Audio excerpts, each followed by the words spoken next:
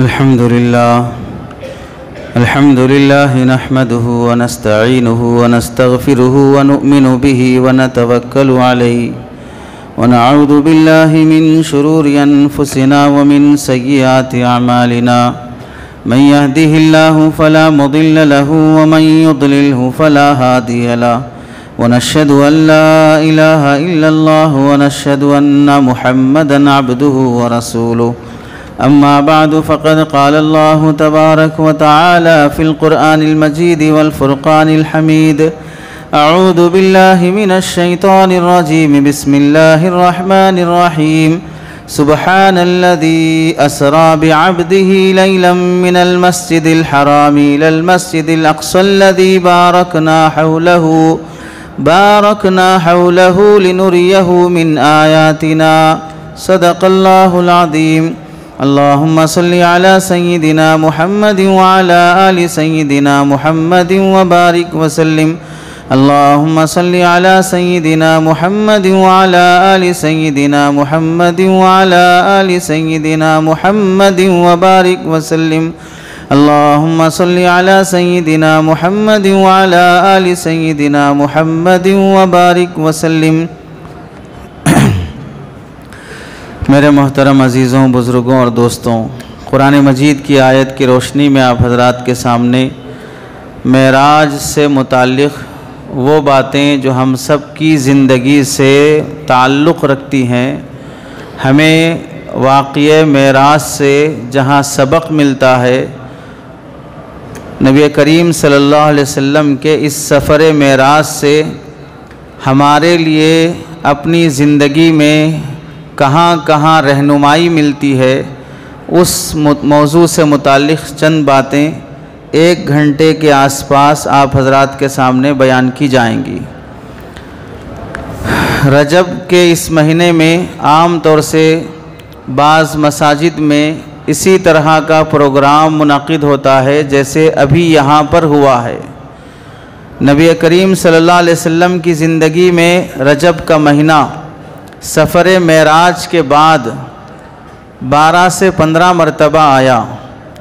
حضرت صدیق اکبر رضی اللہ تعالیٰ عنہ کی زندگی میں، حضرت عمر رضی اللہ تعالیٰ عنہ کی زندگی یعنی دور خلافت میں کہیں 3 بار آیا، کہیں 10 بار آیا۔ حضرت عثمان رضی اللہ تعالیٰ عنہ کی زندگی میں 12 مرتبہ رجب کا مہینہ آیا۔ تو یہ سارے صحابہ اکرام رجب کے مہینے میں اس طرح اہتمام نہیں فرمایا کرتے تھے جس طرح ہم لوگ اہتمام کرتے ہیں۔ بیان سننا، بیان کے لیے جمع ہونا، مسجد کا ڈیکوریشن کرنا، مسجد کو چراغاں کرنا، یہ سب چیزیں صحابہ اکرام کے زمانے میں نہیں ہوا کرتی تھیں۔ ہمارے زمانے میں اس کا رواج چل پڑا ہے، اس لیے بعض باتیں رواج میں چل پڑنے کی وجہ سے مجبوراً کر لینا پڑتا ہے، چونکہ آدمی جلدی سے اپنے دین کو اور اپنے پرانے خیالات کو بدلنے کے لیے تیار نہیں ہوتا۔ دوسری بات یہ عرض کرنی ہے، معراج کے لیے 2 لفظ استعمال ہوتے ہیں، ایک لفظ اسراء، دوسرا لفظ معراج۔ لفظ اسراء کے معنی آتے ہیں رات کے اندھیرے میں لے جانا۔ اسراء کے معنی آتے ہیں رات کے اندھیرے میں لے جانا۔ بعض لوگوں کو بچیوں کا نام، لڑکیوں کا نام رکھنے کا خیال حضرت مولانا مفتی گوگل صاحب دامت برکاتہم کے طفیل سے رکھنے کا واسطہ پڑتا ہے۔ موبائل اٹھائیں گے، مولانا مفتی گوگل صاحب سے پوچھیں گے کہ بیٹی کا نام کیا رکھنا چاہیے، اے سے بتاؤ، ای سے بتاؤ، تو اس نے ای سے اسراء بتایا، اچھا لگا تو نام رکھ لیا۔ اگر رکھ لیا ہو تو مفتی گوگل صاحب کے شاگرد کو آج معلوم ہو جانا چاہیے کہ اسراء کے معنی ہے رات کے اندھیرے میں لے جانا۔ معنی اچھا ہے کیا؟ غور کر لیں، ورنہ پھر رات کے اندھیرے میں چلے جائیں گے۔ اسراء کا تذکرہ قرآن مجید میں آیا ہے، سبحان الذی اسرا بعبدہ، اسرا یہ فعل ہے، ورب ہے، اسرا مصدر ہے، مطلب اللہ نے اپنے نبی کو رات کے اندھیرے میں لے گیا۔ تو یہ جو اسرا ہے کہاں لے گیا اللہ نے؟ مکہ مکرمہ سے بیت المقدس تک اللہ تعالیٰ لے گئے۔ اس کا تذکرہ قرآن مجید میں ہے۔ اس تذکرے کا انکار کرنا ناجائز اور حرام ہے، قرآن مجید کی آیت کا انکار ہے، اور جو قرآن کی ایک آیت کا بھی انکار کرے گا وہ شخص کافر ہو جائے گا، مسلمان نہیں رہے گا۔ یعنی کوئی یہ کہے گا کہ میں نہیں مانتا کہ اللہ تعالیٰ نے اپنے حبیب کو رات کے اندھیرے میں مکہ مکرمہ سے بیت المقدس لے گئے، میں اسے تسلیم نہیں کرتا۔ کیوں تسلیم نہیں کرتا؟ وہ آدمی عقل کا پاگل ہے، جو بھی سوچے گا عقل سے سوچے گا، اگر اس کی عقل میں کوئی بات نہیں آئی تو ماننے کے لیے تیار نہیں ہوگا۔ جیسے مکہ مکرمہ سے آج کے زمانے میں ابھی آپ بیٹھے بیٹھے گوگل میں سرچ کریں گے کہ مکہ مکرمہ سے بیت المقدس کتنے کلومیٹر ہے، تو آپ کو میپ میں دکھا دے گا 1500 کلومیٹر سے زیادہ ہے، 1514 کلومیٹر آج مکہ مکرمہ سے لے کر بیت المقدس تک کا سفر ہے۔ اس زمانے میں جب کہ روڈ بنے ہوئے نہیں تھے، سڑک بنے ہوئے نہیں تھے، تو اس زمانے میں سفر اور لمبا تھا۔ تو جب آج کے زمانے میں ہائی فائی روڈز بن چکی ہیں، بہترین گاڑیاں بن گئی ہیں، پھر بھی یہاں سے مکہ سے بیت المقدس جانے کے لیے 18 گھنٹے سے 1500 کلومیٹر 1514 کلومیٹر کا سفر ہے، 18 گھنٹے لگتے ہیں جانے کے لیے آج بھی۔ تو اللہ کے نبی علیہ السلام راتوں رات اس زمانے میں گئے بھی صرف بیت المقدس تک نہیں، یہ تو صرف جانے کے لیے 18 گھنٹے لگتے ہیں، پھر آنے 18 گھنٹے لگیں گے۔ آپ علیہ السلام صرف بیت المقدس تک نہیں گئے، بیت المقدس سے 7 آسمانوں تک گئے ہیں۔ تو خالی بیت المقدس تک جانے کے لیے 18 گھنٹے لگتے، آنے 18 گھنٹے لگتے، پھر آسمانوں کا سفر کیسے لگے گا؟ ایک چندریان 3 آسمان پر کیا چلا گیا جس نے پورے کسانوں کو پھانسی پہ لگا دیا ہو، وہ بھی چاند کی تعریف کرنے لگا۔ جس نے قرضوں میں لوگوں کو ڈبا کر مار دیا ہو، وہ بھی چندریان 3 سے خوشی اور عیش منانے لگا۔ سائنس کی ترقی سے ہمیں کوئی اعتراض نہیں ہے، جتنی ترقی کرنا کر لو، لوگ اتنے بھولے بنتے جا رہے ہیں، چاند پر زمین خرید رہے ہیں، بیگم کو چاند پر زمین گفٹ کر رہے ہیں، ان کے نام گنیز بک میں لکھے جا رہے ہیں کہ اس نے چاند پر اتنے گز زمین خریدی ہے۔ نہ اس چاند کو جانا ہے نہ اس چاند کو جانا ہے۔ جو اپنی گھر کی چاند کے لیے آسمان کے چاند پر زمین خرید رہے ہیں، ان کو یہ سمجھ لینا چاہیے جس کو چاند سمجھ رہے ہو وہ دن میں تارے دکھا دے گی، جس کو چاند سمجھ رہے ہو وہ دن میں تارے دکھا دے گی۔ ریئل لائف میں ٹینشن سے جی رہے ہیں اور آسمان پر زمین خریدنے کی باتیں کر رہے ہیں۔ تو قرآن مجید میں اللہ تعالیٰ نے اس اسراء کا تذکرہ کیا ہے، بیت المقدس تک جانے کا۔ اس کا عقیدہ رکھنا ہر مسلمان پر فرض ہے۔ دوسرا ہے معراج، یعنی بیت المقدس سے آسمانوں تک جانا۔ معراج کے معنی آتے ہیں سیڑھی کے، لفٹ کے۔ لفٹ کے ذریعے سے آدمی اوپر جاتا ہے، سیڑھی کے ذریعے سے آدمی اوپر جاتا ہے، اسی لیے معراج کا مطلب ہے سیڑھیاں، سیڑھی۔ اللہ تعالیٰ نے اپنے حبیب کو آسمانوں پر لے جانے کے لیے سیڑھی نازل کیا تھا، اس سیڑھی کے توسط سے اللہ کے نبی علیہ السلام آسمانوں کا سفر کیے ہیں۔ اس کا تذکرہ قرآن مجید میں نہیں ہے، اس کا تذکرہ صحیح احادیث میں ہے، اور جو بات صحیح حدیث سے ثابت ہو اس کے انکار سے آدمی کافر نہیں ہوگا، لیکن فاسق اور فاجر گنہگار ہو جائے گا۔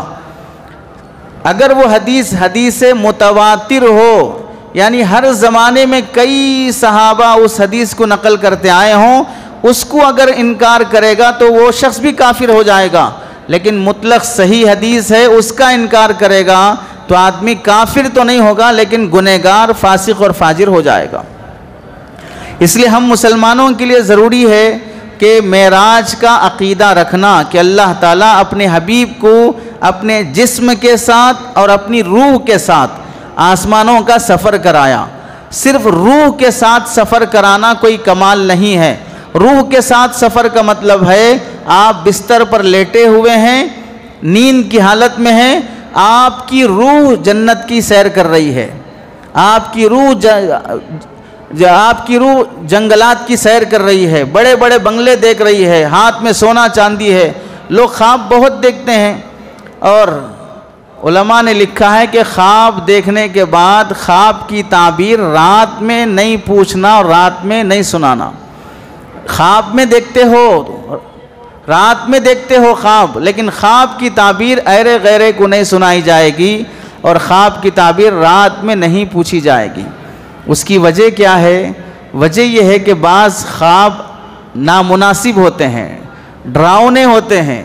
آپ نے کسی کو خواب سنایا، اب اسے نیند نہیں آ رہی ہے، اسے ڈر لگ رہا ہے کہ بھئی میں سویا تو کہاں مجھے ویسا ہی خواب پڑتا جیسا اس کو پڑا ہے۔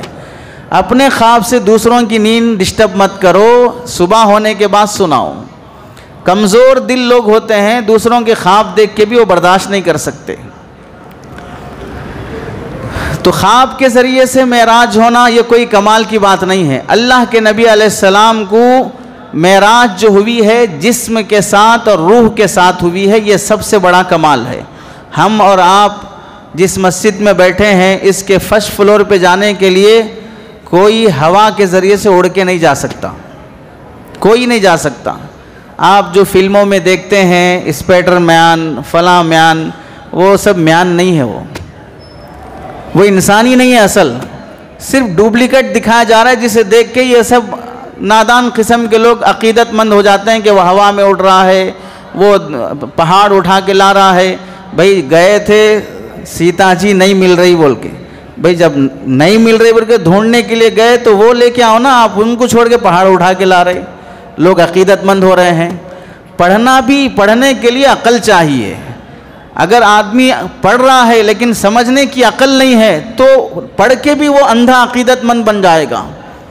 تو اللہ کے نبی علیہ السلام کو اللہ تعالیٰ نے معراج کرایا جسم اور روح کے ذریعے سے۔ اس معراج سے ہم کو کیا سبق ملتا ہے؟ پہلی بات، سب سے پہلا سبق ہمیں یہ ملتا ہے کہ اللہ کی ذات عالی پر ہم سب کا یقین ہونا چاہیے۔ یقین کیسے؟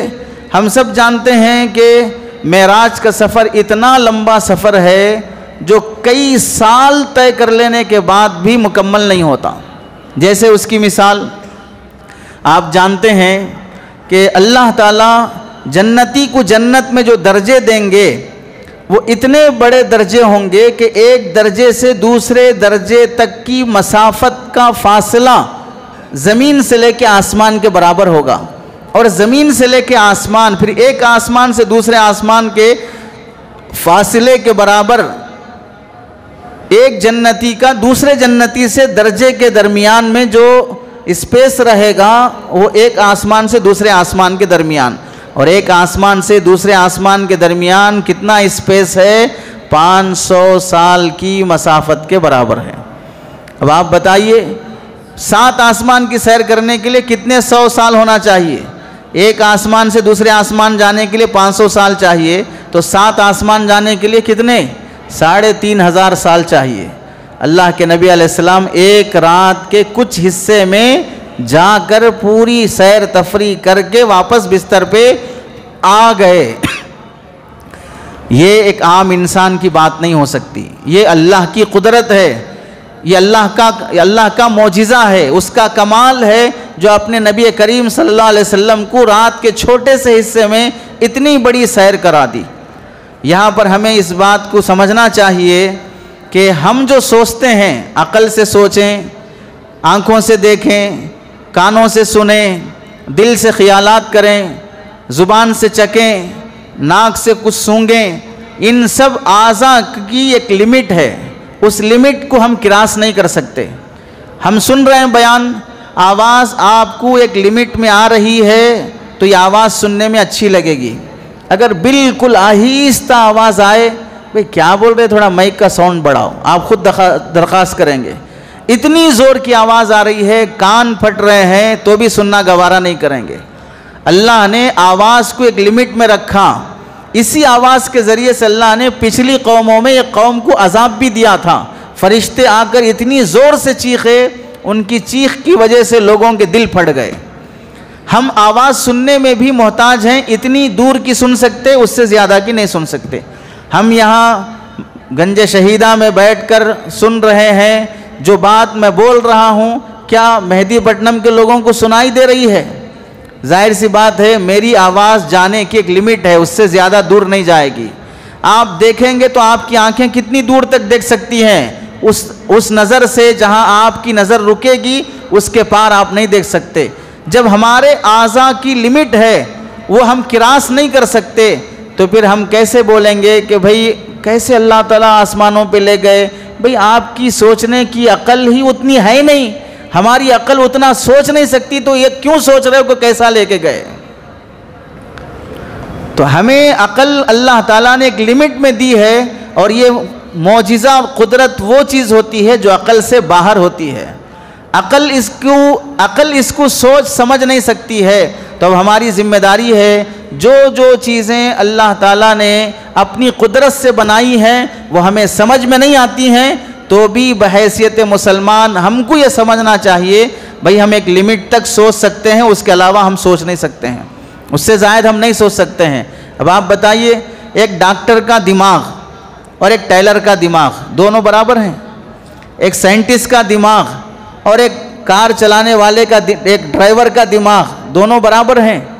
ایک آسمانوں کی اور زمینوں کے سمندروں کے اندر کے خزانے نکال کر لانے والے کا دماغ، اور دوسرا وہ شخص ہے جو بنڈی پر سبزی بیچ رہا ہے، دونوں کا دماغ برابر ہیں؟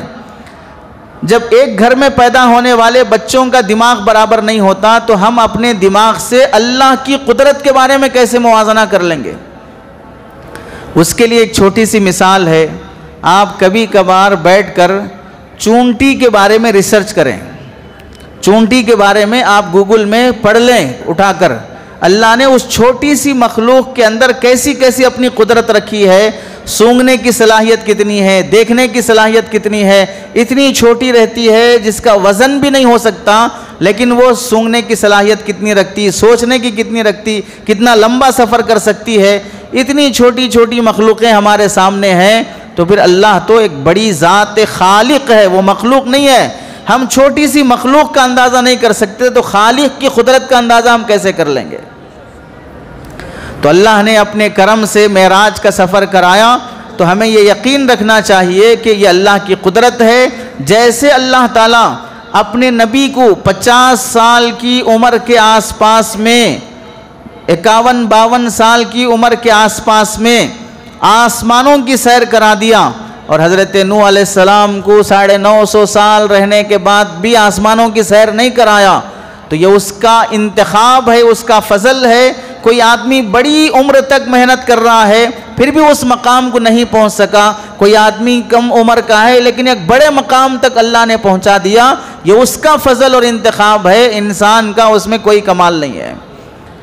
تو اللہ کے نبی علیہ السلام کو اللہ نے جو پہنچایا ہے وہ اللہ کا فضل ہے، اور اللہ کے نبی کا کمال اور معجزہ بھی ہے، چونکہ آپ نبی ہیں. ہم اور آپ میں سے کوئی آدمی ایک بڑے عہدے پہ پہنچ رہا ہو اور کوئی بڑی عمر کا نہیں پہنچ رہا ہو، حسد کرنے، ایک دوسرے کی ٹانگ کھینچنے کے بجائے یہ سمجھنا چاہیے اس کے ساتھ اللہ کا وہ فضل ہے اور میرے ساتھ اللہ کا یہ فضل ہے، میں اس پہ راضی رہوں وہ اس پہ راضی رہے. دوسرا سبق ہمیں یہ ملتا ہے، سفر معراج سے پہلے واقعات کیا پیش آئے اللہ کے نبی علیہ السلام کے ساتھ، کتنی مشکلات ہوئی. نمبر 1، اللہ کے نبی علیہ السلام جب مکہ مکرمہ میں تھے وہاں دعوت دین کا کام کر رہے تھے. یہاں سمجھیں، دعوت دین کا کام کا مطلب نماز کے لیے بلانا، 3 سے روزہ کے لیے بلانا، چلے کے لیے بلانا، یہ دعوت دین مراد نہیں ہے. مکہ مکرمہ میں جو کافر تھے ان کفار مکہ کو اسلام اور توحید کی دعوت آپ علیہ السلام دے رہے تھے. ان کفار مکہ کی طرف سے نبی کریم صلی اللہ علیہ وسلم کو جو تکلیفیں پہنچائی گئی ہیں وہ ساری تکلیفیں سفر معراج کے لیے جانے سے 1 سال پہلے کی ہیں۔ کیا کیا تکلیفیں آپ علیہ السلام کو پہنچائی گئی؟ 3 سال تک اللہ کے نبی علیہ السلام کا بیکاٹ کر دیا گیا۔ مکہ مکرمہ میں ہی ایک پہاڑی ہے جھاڑوں سے بھری ہوئی، اس پہاڑی میں نبی کریم صلی اللہ علیہ وسلم اور آپ کے ماننے والے صحابہ و صحابیات کا مکے کے کافروں نے بائیکاٹ کر دیا کہ اب یہ شہر میں نہیں آ سکتے، یہ خرید و فروخت نہیں کر سکتے، ان کو کوئی کھانا پانی لے جا کے نہیں دے سکتا، ان سے کوئی شادی بیاہ نہیں کر سکتا۔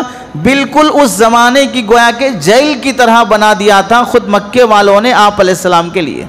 وہ 3 سال ایسے گزرے جس میں معصوم بچے دودھ کے لیے تڑپتے تھے، ماؤں کے سینوں میں دودھ نہیں آتا چونکہ کھانے کو کچھ نہیں ملتا، درخت کے پتے کھا کر وہ لوگ گزارا کیا کرتے تھے۔ 3 سال کا یہ عرصہ آپ علیہ السلام پہ گزرا ہے، ایک بڑی تکلیف۔ دوسری بڑی تکلیف، یہ 3 سال گزرنے کے بعد حضرت خدیجہ رضی اللہ تعالیٰ عنہا جو آپ علیہ السلام کے ہر دکھ درد میں شریک رہا کرتی تھیں، پریشان ہے تو آپ کو تسلی دینے والی حضرت خدیجہ ہیں، مال کی ضرورت ہے تو مال سے مدد کرنے والی حضرت خدیجہ ہیں، اپنی بیٹیوں کی تربیت کرتے ہوئے نبی کریم صلی اللہ علیہ وسلم پر کسی بھی طرح کا بوجھ نہیں ڈالنے والی حضرت خدیجہ ہیں۔ اللہ کے نبی پہاڑ میں جا کر، غار میں جا کر 1 ہفتے کے لیے عبادت میں مصروف رہتے تو حضرت خدیجہ یہ شکایت نہیں کرتی آپ عبادت میں لگے ہیں، ہمارے گزارے کا کیسا ہوگا، بلکہ 1 ہفتے کا کھانا خود تیار کر کے اللہ کے نبی تک لے جا کے پہنچاتی۔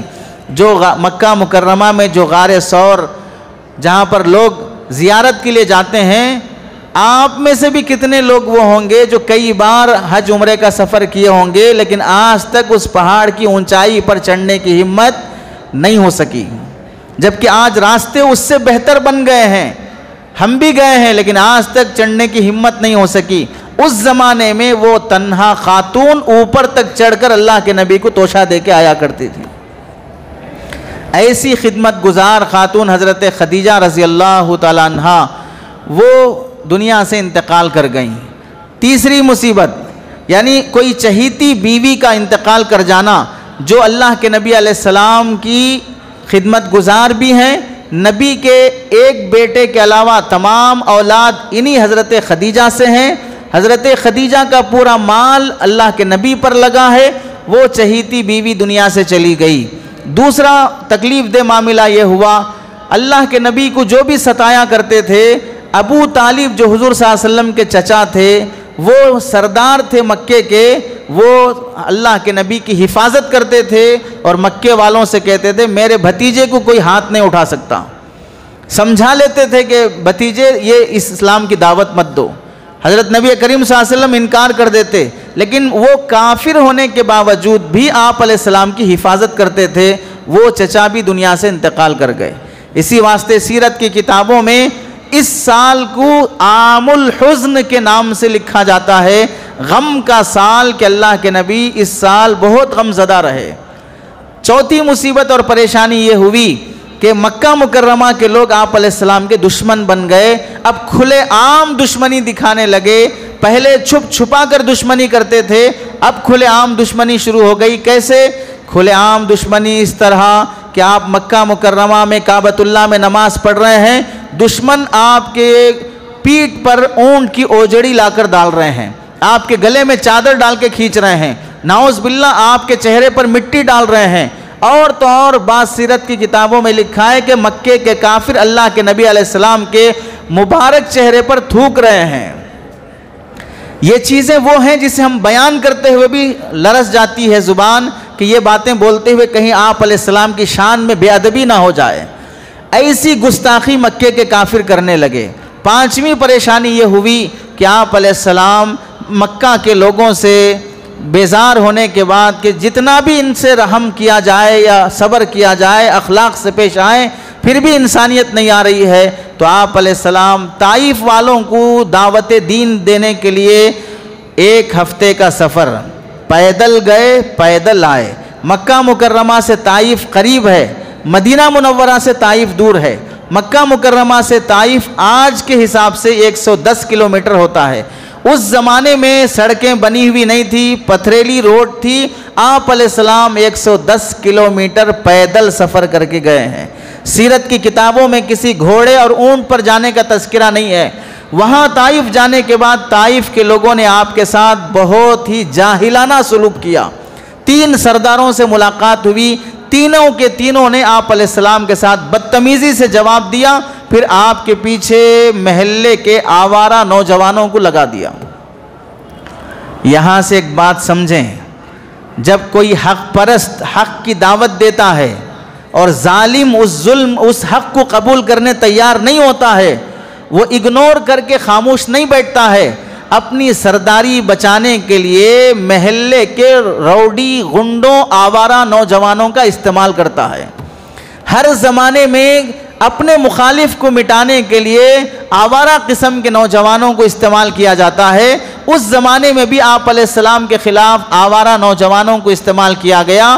آج کے نوجوانوں کو بھی سوچنا چاہیے، ہم غفلت میں، چاپلوسی میں، تلوے چاٹنے میں، کسی سیاسی لیڈر کے قریب بننے کی خاطر کسی کا ہم نشانہ نہ بن جائیں، ان کی باتوں میں آ کر کسی مسجد کا، کسی مفتی صاحب کا، کسی مدرسے کا، یا کسی بھی دیندار کا، یا کسی بھی عام مسلمان کے ہم مخالف نہ بن جائیں، کسی اور کی باتوں میں آ کر 5,000 کی خاطر، 10,000 کی خاطر اپنا ضمیر بیچ کر کسی کی زمین ہڑپ لینا، کسی کی بنڈی ہڑپ لینا، کسی کی جائیداد ہڑپ لینا، کسی کو ڈرا دھمکا کے رکھ لینا۔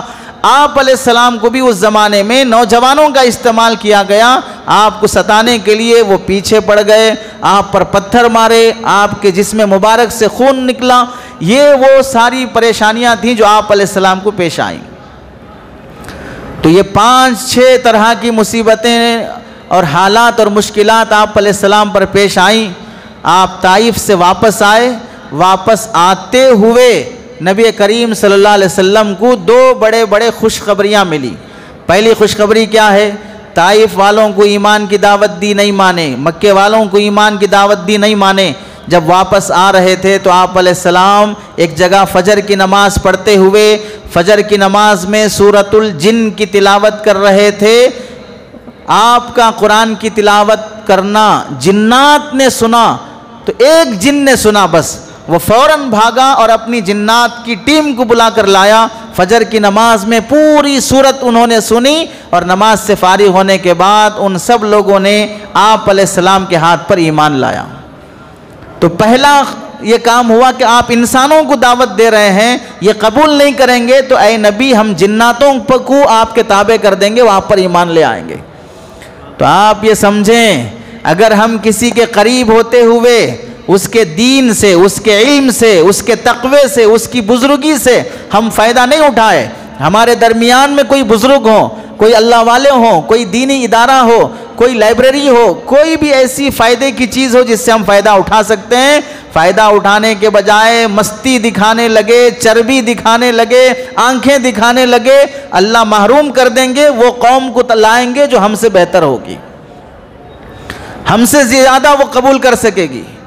ان جناتوں نے آپ علیہ السلام کے ہاتھ پر ایمان لانے کے بعد یہ ذمہ داری لی کہ اپنی پوری قوم میں وہ دین اسلام کی دعوت دینے کا کام کریں گے۔ اب سب جو کافر جنات ہیں ان کو اسلام لانے کی طرف ان جناتوں نے ذمہ داری لی۔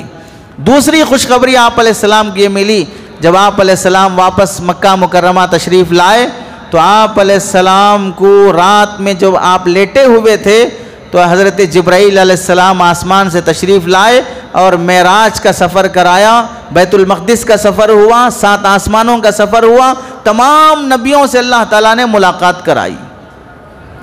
یہاں سمجھیں، جو اپنے تھے وہ چلے گئے، بیوی اپنی تھی چلی گئی، چچا اپنے تھے چلے گئے، اب جو کچھ بچے ہیں کمزور مسلمان ہیں یا طاقتور ظالم ہیں، یہ ہماری دل کی تسلی کا سامان نہیں بن رہے ہیں، تو اللہ تعالیٰ نے تسلی کے لیے ہمارے نبی کو اپنے سے پہلے آئے ہوئے 1.25 لاکھ نبیوں سے ملاقات کرائی۔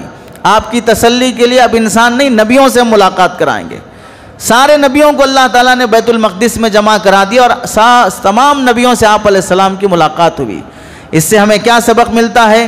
پہلا سبق یہ ملتا ہے کہ اگر زمین والے آپ کی قدر نہیں کرتے ہیں اور انہوں نے آپ کے لیے دروازے بند کر دیے تو یا محمد، اے محمد صلی اللہ علیہ وسلم، آسمان کے دروازے آپ کے لیے کھلے ہوئے ہیں۔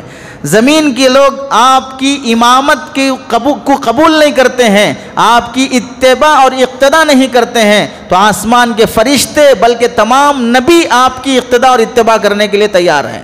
وہ سب کے سب بیت المقدس میں آپ کے انتظار میں ہیں، آپ آئیے، امامت کیجئے، یہ سارے نبی آپ کی اقتداء کریں گے۔ ایک بات یہ بھی معلوم ہوئی، اہل زمین والے اگر کسی سے منہ پھیر لیں، اس کا یہ مطلب نہیں ہے کہ اللہ اس سے ناراض ہے۔ ہو سکتا ہے کہ ہم کسی سے نفرت کرتے ہوں، ہم جس سے نفرت کریں اللہ بھی اس سے نفرت کرے، یہ ضروری نہیں ہے۔ ہو سکتا ہے کہ ہم جس سے نفرت کر رہے ہوں اللہ اس سے محبت کر رہا ہو۔ مکے والے جسے ٹائٹ کر رہے ہیں، آسمان والا اسے بلا رہا ہے اپنے جنت کی اور آسمانوں کی سیر دکھانے کے لیے۔ اس سے معلوم ہوا جو آدمی حق پر ثابت قدم رہتا ہے، اخلاص اور امید کے ساتھ تکلیفیں برداشت کرتے ہوئے کام کرتا ہے، تو ظالم اور مظلوم دونوں کو انتظار کرنا پڑے گا۔ ظالم کو انتظار کرنا پڑے گا اپنے انجام کا عذاب کے ذریعے سے، مظلوم کو انتظار کرنا پڑے گا جنت کا اور اللہ کی معیت اور اللہ کی مدد کا۔ انتظار دونوں کریں گے، ظالم بھی اور مظلوم بھی، دن رات گزریں گے، ظالم پر بھی مظلوم پر بھی۔ مظلوم کا نتیجہ بہترین ہوگا، ظالم کا انجام بہت خطرناک ہوگا۔ اس کے لیے آج کے زمانے میں آپ بہت بہترین مثال دیکھ سکتے ہیں۔ 15 مہینے غزہ کے مسلمانوں پر بمباری کے بعد 7 اکتوبر 2023 میں بمباری غزہ پر شروع ہوئی، وہی 7 جنوری 2025 کو لاس اینجلس میں آگ لگنا شروع ہوئی، وہ بھی 7 تاریخ، یہ بھی 7 تاریخ۔ تو مطلب کیا ہوا؟ 7 کو 7 سے ملاؤ تو پتہ چلا اللہ غزہ والوں کے ساتھ ہیں۔ جس دن تم پر تکلیف ہوئی ہے اسی دن ہم ظالم کو جلا کر دکھائیں گے۔ جس دن تم گھروں سے نکلے ہو اسی دن ہم ظالم کو گھر سے نکال کے دکھائیں گے۔ جس تاریخ کو تمہیں بے گھر کیا گیا ہے اسی تاریخ کو ہم ظالم کو بے گھر کر کے دکھائیں گے۔ 15 مہینے لگے مسلمانوں کو کمزور کرنے کے لیے، لیکن کوئی کمزور نہیں ہوا۔ 1 ہفتے کی آگ کیا لگی، سب نکل کے خیموں میں چلے گئے اور 15 مہینے والے خیموں سے نکل کر اپنے گھر واپس آئے۔ گھر والے گھر سے نکل کے خیموں میں گئے اور خیمے والے خیموں سے نکل کے اپنے گھر واپس آئے۔ انتظار کرنا پڑے گا، ظالم بھی اپنا نتیجہ دیکھے گا، مظلوم بھی اپنا پھل پائے گا۔ یہاں سے ایک دوسری بات سمجھیں، جب محمد الرسول اللہ صلی اللہ علیہ وسلم کو ستانے والے پیدا ہوئے، تکلیف دینے والے پیدا ہوئے، تو آپ بتائیں کیا نعوذ باللہ ہم میں سے کوئی آدمی اپنے آپ کو محمد الرسول اللہ صلی اللہ علیہ وسلم کے برابر سمجھتا ہے؟ بڑی گستاخی ہوگی اگر کوئی یہ بھی سمجھ لے میں نبی کے صحابہ کے برابر ہوں، میں نبی کے خچر گھوڑے گدھے کے برابر ہوں۔ نبی کریم صلی اللہ علیہ وسلم کی سے ملی ہوئی کسی چیز کے برابر ہماری کوئی حیثیت نہیں ہوتی ہے۔ ہم تابعین کے برابر نہیں ہیں، تبع تابعین کے برابر نہیں ہیں، نبی کا مقام سوچنا تو بہت دور کی بات۔ جب نبی کریم صلی اللہ علیہ وسلم کے دشمن، نبی کے حاسد، نبی کے تکلیف دینے والے پیدا ہو سکتے ہیں تو مجھے اور آپ کو تکلیف دینے والے نہیں پیدا ہوں گے؟ تو پھر کیسے سمجھ لیا کہ لوگ کیوں ایسا کرتے ہیں، کیوں تکلیف دیتے ہیں، کیوں پریشان کرتے ہیں، کیوں لوگ ستاتے رہتے ہیں؟ ہم یہ بولتے ہیں دنیا میں اگر کوئی آپ کو تکلیف نہ دے تو پھر تعجب کرو کہ کیوں تکلیف نہیں دے رہا ہے، اور اگر کوئی تکلیف دے رہا ہے تو پھر خوشی مناؤ کہ تکلیف دینے کے لیے ہی تو پیدا ہوا ہے، تو وہی کام کر رہا ہے۔ تکلیف نہ ملے تو تعجب کرو، تکلیف ملے تو کوئی تعجب کی بات نہیں ہے۔ یہ دنیا تکلیف کی جگہ ہی ہے، یہاں ہر انسان ایک دوسرے کو تکلیف دے رہا ہے، تو کسی سے امید مت لگاؤ کہ یہ ہم کو راحت پہنچائے گا۔ اس سے اللہ نے کیا بہترین انداز میں قرآن مجید میں فرمایا، وَكَذَلِكَ جَعَلْنَا لِكُلِّ نَبِيٍّ عَدُوًّا، ہم نے ہر نبی کے لیے دشمن پیدا کیا ہے، ہر نبی کے لیے ہم نے دشمن پیدا کیا ہے۔ شیاطین الانس والجن، وہ دشمن چاہے شیاطین میں سے ہو، جنات میں سے ہو، انسانوں میں سے ہو۔ کیا پتا چلا نبی کا دشمن شیطان بھی ہو سکتا ہے، نبی کا دشمن جنات بھی ہو سکتا ہے، نبی کا دشمن انسان بھی ہو سکتا ہے، تو جب نبی کا دشمن جنات، انسان، شیطان سب ہیں، تو پھر ہم آپ کی کیا حیثیت ہے کہ ہمارے دشمن بھی پیدا ہو سکتے ہیں، ہمارے حاسد بھی پیدا ہو سکتے ہیں۔ اگر کوئی آپ سے جلسی کرنے والا ہے تو آپ خوش ہو جائیے، اللہ کے سامنے سجدہ شکر بجا لائیے، اے اللہ تیرا شکر ہے کہ مجھ سے جلنے والے لوگ موجود ہیں۔ مطلب کیا ہوا؟ کوئی آپ سے جل رہا ہے، اس کا مطلب یہ ہے کہ آپ کے اندر کوئی ایسی خوبی ہے جو اس کے اندر نہیں ہے، وہ اسے دیکھی نہیں جا رہی ہے، اللہ نے آپ کو نوازا ہے، اس نعمت کا شکر ادا کیجئے کہ جو دوسرا میرے اندر وہ نعمت دیکھ کر برداشت نہیں کر سک رہا ہے، اے اللہ اس نعمت پر میں تیرا شکر ادا کرتا ہوں۔ اگر کسی کا کوئی حاسد نہیں ہے، کوئی جلنے والا نہیں ہے، تو پھر اسے سمجھنا چاہیے کہ میرے اندر کوئی کمال نہیں ہے۔ کمال ہوتا تو پھر جلنے والے پیدا ہوتے۔ اسے میں ایک مثال سے سمجھاتا ہوں۔ آج تک آپ نے بہت سے فقیروں، غریبوں کو مسجد سے باہر جاتے ہوئے خیرات دی ہوگی، 5، 10، 20 جس سے اپنی حیثیت سے۔ کبھی آپ نے مسجد کی گیٹ پر کھڑے ہو کر کٹورا لیے ہوئے، ہاتھ پھیلائے ہوئے، چادر بچھائے ہوئے فقیر کو، بھکاری کو دیکھا، آدھے گھنٹے سے خیرات مانگ رہا ہے، کوئی 10، کوئی 20، کوئی 50، کوئی 100 دے رہا ہے۔ آدھے گھنٹے کے بعد دیکھا کہ آدھے گھنٹے میں اس نے 700 روپے کما لیا، اور آپ صبح سے شام تک کام کر کے 700 روپے کما نہیں سکے، تو اب آپ کے دل میں جلسی پیدا ہو رہی ہے اس مسجد کے فقیر کے بارے میں، اور دیکھ رہے ہیں کہ آدھے گھنٹے میں 700 کما لیا، میں پورے 8 گھنٹے کر کے 700 روپے نہیں کما پایا، کل سے میں بھی کٹورا لے کے مسجد کے سامنے کھڑا ہو جاؤں گا۔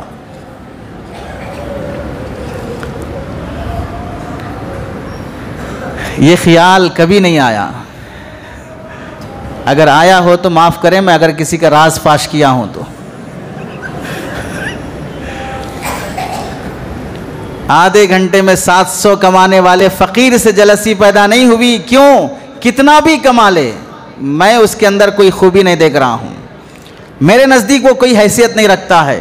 جب میرے نزدیک اس کا 700 کمانا کوئی کمال نہیں ہے تو میں کسی 700 کمانے والے سے جلسی نہیں کروں گا۔ اسی کے بمقابل ادھر بھی بنڈی والا ہے، یہاں بھی بنڈی والا ہے، ایک بازو بنڈی والا روزانہ پروفٹ 700 روپے کما کے لے جا رہا ہے، یہ بنڈی والا 200 300 کما رہا ہے۔ اب بتائیے 700 یہ بھی کمایا، 700 وہ فقیر بھی کمایا، اس بنڈی والے کو فقیر سے جلسی نہیں ہوگی، اپنے بازو بنڈی والے سے جلسی ہوگی۔ ریٹ اتنا ہی ہے، اماؤنٹ اتنا ہی ہے، لیکن فیلڈ ایک ہے۔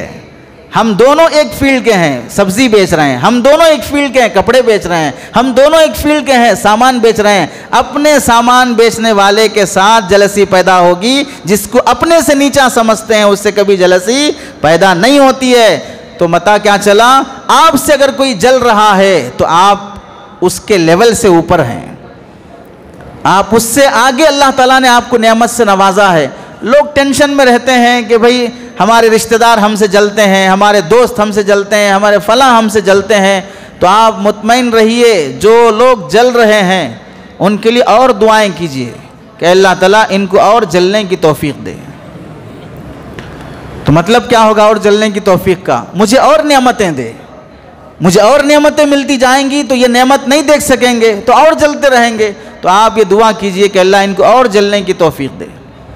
اگر نہیں کر سکتے، ہمت نہیں ہے، تو پھر یہ دعا کیجئے کہ اللہ جو نعمت مجھے دی ہے وہ نعمت اسے بھی دے دیجئے، جو نعمت مجھے دی ہے وہ نعمت اللہ اسے بھی دے دیجئے، تاکہ میں سکون سے جی سکوں۔ یہ محسود بننے کی نعمت میں برداشت نہیں کر سکتا، اس لیے حاسد ختم کر دیجئے، یہ دعا کریں۔ لیکن یہ بات یقین سے یاد رکھ لیں کہ ہر زمانے میں نیک لوگوں کے دشمن پیدا ہوتے ہیں۔ خواجہ معین الدین چشتی اجمیری رحمت اللہ علیہ ہندوستان میں آئے، کیسے کیسے ان کے دشمن پیدا نہیں ہوئے۔ وقت کا بادشاہ حکمران ان کا دشمن بن گیا۔ مجدد الفسانی رحمت اللہ علیہ کتنے بڑے بزرگ گزرے ہیں، اکبر بادشاہ ان کا دشمن بن گیا۔ تو اللہ کے نیک بندے جو بھی گزرے ہیں ان سب کے دشمن پیدا ہوتے ہیں۔ آج بھی جتنے علماء اکرام ہیں، مفتیان اکرام ہیں، بزرگان دین ہیں، ان کے پیچھے بھی ہاتھ دھو کر پڑے ہوئے بعض شریف زادے رہتے ہیں۔ شریف النسل بعض لوگ ایسے رہتے ہیں، خاندانی شریف، جو ہاتھ دھو کر یہ ذمہ داری پوری ذمہ داری کے ساتھ ادا کرتے ہیں، پوری بے ایمانی بھی ایمانداری کے ساتھ ادا کرتے ہیں، پورا حسد بھی ایمانداری سے کرتے ہیں، اور پوری گالیاں بھی درود پڑھ کر دیتے ہیں، اور پوری برائی بھی وضو بنا کر کرتے ہیں. یہ لوگ بھی آج بزرگ اور مفتیان اور علماء اور ائمہ کے پیچھے پڑے رہتے ہیں. تو ایسے موقع پر یاد کر لینا چاہیے. وَكَذَلِكَ جَعَلْنَا لِكُلِّ نَبِيٍّ، اس آیت کی تفسیر میں مفسرین نے کیا لکھا ہے؟ وَكَمَا جَعَلْنَا لَكَ يَا مُحَمَّدْ أَعْدَاءً يُخَالِفُونَكَ يُعَاوِدُونَكَ وَيُعَانِدُونَكَ، اے محمد جیسے ہم نے آپ کے دشمن بنائے جو آپ سے اختلاف کرتے ہیں، آپ سے دشمنی کرتے ہیں، آپ سے نفرت کرتے ہیں. جعلنا لکل نبی من قبلک ایزن، ہم نے آپ سے پہلے دوسرے نبیوں کے پیچھے بھی ایسے دشمن لگا کے رکھے تھے. فلا تحزن ذالک، آپ اس سے غم نہ کریں، ٹینشن میں مت آئیں، آپ سکون سے رہیں. ہر زمانے میں اچھے لوگوں کے دشمن رہتے ہیں. اب ہمیں سمجھ لینا چاہیے ہم اچھے لوگ ہیں یا اچھے لوگوں کے دشمن ہیں، کون سی کیٹیگری میں آنا چاہ رہے ہیں. ہم سمجھ لیں، اللہ سے یہ مانگیں کہ اللہ ہمیں اچھے لوگوں کے دشمن ہرگز نہ بنا، اچھے لوگ بنا لیکن اچھے لوگوں سے نفرت کرنے والے ہرگز نہ بنا. اور یہ بات ہم سمجھیں، لوگ سال بدلنے کے بعد 2024 گزرا، 2025 آیا، نیا سال آتا ہے تو سال بدلنے کی خوشی مناتے ہیں. کسی نے بڑی اچھی بات کہی، لوگ سال بدلتا ہوا دیکھتے ہیں، لوگ سال بدلتا ہوا دیکھتے ہیں، میں نے پورے سال لوگوں کو بدلتے ہوئے دیکھا ہے. لوگ سال بدلتا ہوا دیکھتے ہیں، میں نے پورے سال لوگوں کو بدلتے ہوئے دیکھا ہے. سامنے ایک رہتے، پیچھے اور ایک رہتے، سامنے تعریف رہتی، پیچھے برائی رہتی، سامنے مسکراتے رہتے، پیچھے برائی کرتے رہتے ہیں. ہم نے پورے سال لوگوں کو بدلتے ہوئے دیکھا ہے اور لوگ صرف سال بدلنے کی خوشی منا رہے ہیں. ہمیں یہ بات بھی سمجھنا چاہیے، کوئی آدمی ہماری ٹانگ کھینچنا چاہتا ہے، پریشان کرنا چاہتا ہے، ہمیں تکلیف دینا چاہتا ہے. تکالیف اور مصیبتیں جب آتی ہیں انسان نکھر جاتا ہے، انسان ترقی کر جاتا ہے. اللہ کے نبی علیہ السلام پر تکلیفیں آئی، اللہ کے نبی علیہ السلام ترقی کر گئے. ان ساری مصیبتوں کے بعد آپ علیہ السلام کو معراج کا سفر ہوا. چنانچہ کسی نے بڑی اچھی بات کہی، گرنا بھی ضروری ہے، گرنا بھی ضروری ہے، اوقات کا پتہ چلتا ہے. گرنا بھی ضروری ہے، اوقات کا پتہ چلتا ہے. بڑھتے ہیں جب ہاتھ اٹھانے کو تو اپنوں کا پتہ چلتا ہے. بڑھتے ہیں جب ہاتھ اٹھانے کو تو اپنوں کا پتہ چلتا ہے. جنہیں غصہ آتا ہے اکثر وہ لوگ سچے ہوتے ہیں، جنہیں غصہ آتا ہے اکثر وہ لوگ سچے ہوتے ہیں. ورنہ میں نے جھوٹوں کو دن رات مسکراتے دیکھا ہے، ورنہ میں نے جھوٹوں کو دن رات مسکراتے دیکھا ہے. سیکھ رہا ہوں انسانوں کو پڑھنے کا ہنر، سیکھ رہا ہوں انسانوں کو پڑھنے کا ہنر. میں نے سنا ہے چہروں پر کتابوں سے زیادہ لکھا ہوتا ہے، میں نے سنا ہے کتابوں پر چہروں سے زیادہ لکھا ہوتا ہے. ایسا نہیں ہے کہ آپ سامنے ایک دکھیں پیچھے ایک دکھیں تو پھر بھی آپ شریف دکھائی دیں گے. اللہ تعالیٰ کتابیں پڑھنے کا جسے ہنر دیا ہے، چہرے پڑھنے کا بھی اسے ہنر دیتا ہے. تو اس واسطے مطمئن رہیں، مشکلات آنے کے بعد بہر صورت آسانیاں آتی ہیں. قرآن اسے کہتا ہے ان مع العسر یسرا، ہر پریشانی کے بعد اللہ تعالیٰ راحت عطا کریں گے، ہر مصیبت کے بعد اللہ تعالیٰ راحت عطا کریں گے. ابھی ہم رات کے اندھیرے میں ہیں، رات کا اندھیرا بڑھتے جائے گا، ٹائم 11 ہو رہا ہے، 12 ہوگا، 1 بجے گا. اس کا مطلب یہ نہیں ہے کہ اور اندھیرا اور اندھیرا اور اندھیرا ہو رہا ہے. 1 2 3 4 جیسے بج گیا، اب اندھیرا کم ہوتے جائے گا، اجالا آئے گا. مصیبتیں جیسے ہی انتہا کو پہنچتی ہیں اللہ کی مدد آنا شروع ہو جاتی ہے. بس وہ اندھیرا جتنی دیر میں ہے اتنی دیر صبر کر لینا، اتنی دیر زبان سے ایسی باتیں نہیں کرنا جس سے اللہ ناراض ہو جائے. تیسرا سبق ہمیں یہ ملا ہے، مصائب مصیبتیں ہمیشہ ایک ساتھ نہیں رہتی ہیں. کبھی دن کبھی رات، کبھی صحت کبھی بیماری، کبھی دولت کبھی غربت، کبھی جوانی کبھی بڑھاپا. جیسے انسان کی زندگی میں بدلتے رہتے ہیں ویسے ہر انسان کی زندگی میں مصیبت بھی آتی ہے، راحت بھی آتی ہے. ہمیشہ مصیبتیں ایک ساتھ رہنے والی نہیں ہیں، یہ یقین رکھ لینا چاہیے۔ نبی کریم صلی اللہ علیہ وسلم پر پریشانیاں آئیں، مصیبتیں آئیں، لیکن ہمیشہ نہیں رہی۔ زمانہ گزر گیا، مکہ سے مدینہ ہجرت کر گئے تو مدینہ منورہ میں بھی پریشانیاں آئیں، لیکن آخری لمحے زندگی کے ایسے گزرے، اللہ تعالیٰ نے ایسی آیتیں نازل فرمائی کہ پچھلی زندگی سے بعد کی زندگی ہر لمحہ بہتر ہے، ہر لمحہ نبی سے اللہ سے قربت نصیب ہے۔ اس واسطے یہ غم نہیں ہونا چاہیے کہ مصیبتیں ہمیشہ رہیں گی، یہ مصیبت کب ختم ہوگی، یہ پریشانیاں کب ختم ہوں گی۔ پریشانیاں مصیبتوں کو دوام نہیں ہیں۔ چوتھی بات ہمیں یہ سمجھنا چاہیے، انسان جب زندگی شروع کرتا ہے تو شروعات میں مشکلیں ہوتی ہیں۔ نیا دکان کھولا، شروعات میں پریشانی ہوگی۔ نئی شادی ہوئی، شروعات میں پریشانی ہوگی، بیوی کو سنبھالنا نہیں آئے گا، سسرال کو سنبھالنا نہیں آئے گا، خاندان کو سنبھالنا نہیں آئے گا، بیلنس کرنا نہیں آئے گا، تو بہت باتیں چلیں گی آپس میں، جس سے لڑائیاں جھگڑے بھی ہوتے ہیں۔ بعض مرتبہ تو شادی کے فنکشن ہال میں ہی جھگڑے ہو جاتے ہیں۔ کتنے کم ظرف لوگ آپ نے دیکھے ہوں گے کہ ولیمے کے موقع پر، نکاح کے موقع پر لڑکے والے لڑکی والوں سے لڑ پڑے، اس واسطے کہ لڑکی والوں نے نکاح کی دعوت میں لڑکے کے دوستوں کو 2 بوٹی نہیں ڈالے، اس واسطے لڑ پڑے۔ میٹھا ہو گیا، لڑکے کے دوستوں نے دوبارہ میٹھا پوچھا تو لڑکی والوں نے نہیں دیا، اس واسطے وہیں جھگڑا ہو گیا۔ کم ظرف لوگ ہیں جو میٹھے کے لیے لڑ لیتے ہیں، جو 2 بوٹی کے لیے لڑ لیتے ہیں۔ اب آپ بتائیے، کتوں کے سامنے اگر ہڈیاں ڈالی جائیں، کون سا کتا آپ نے دیکھا ہے جو بسم اللہ و برکت اللہ بول کر کھایا ہو؟ وہ ایک دوسرے سے لڑتے ہیں۔ یہ ایسے ہی قسم کے لوگ ہیں جو چھوٹی چھوٹی باتوں پہ لڑ جاتے ہیں۔ ابتدا میں مشکلیں پریشانیاں آتی ہیں ہر شخص کے ساتھ۔ مسجد کی نئی کمیٹی بنے گی، مخالفین پیدا ہوں گے۔ نیا دکان شروع ہوگا، آس پاس کے لوگ خلاف ہو جائیں گے۔ نیا گھر بنانا چاہیں گے، آس پاس کے لوگ ہی جا کے شکایت کر دیں گے، ایک ہاتھ آگے آ گیا، ایک ہاتھ پیچھے ہو گیا، ایسا کر رہا ہے۔ اب وہ کارپوریٹر کو جا کے بولیں گے، اس کو جا کے بولیں گے، اب وہ محترم آئیں گے۔ اب ان کی ملائی جب تک آپ نہیں دیں گے، اس وقت تک آپ کے گھر کی اینٹ نہیں لگے گی۔ پتہ چلا یہ اصولی کا دھندا اور بھتہ یہ نارمل ہے زندگی میں۔ جب شروعات میں آپ زندگی شروع کرتے ہیں، نیا دکان مارکیٹ میں کھولنا چاہیں گے، دوسرے دکاندار خلاف ہو جائیں گے۔ یہ سب دنیا میں چلتا ہے۔ جب تک آپ جم کر محنت سے بڑے عہدے اور پوسٹ پر نہیں پہنچ جاتے، شروعات میں ہر شخص آپ کے خلاف سوچنے لگتا ہے۔ اس کی مثال ایسی ہے، آدمی راستہ چلتے ہوئے پیر کون سی چونٹی پہ پڑ رہا ہے، کہیں چونٹی میرے پیر کے نیچے نہیں آ رہی ہے، یہ سوچ کر کوئی آدمی قدم نہیں ڈالتا۔ ہاں، اگر چونٹی کی جگہ پر کوئی بڑا جانور ہو تو سوچ کر قدم ڈالتا ہے۔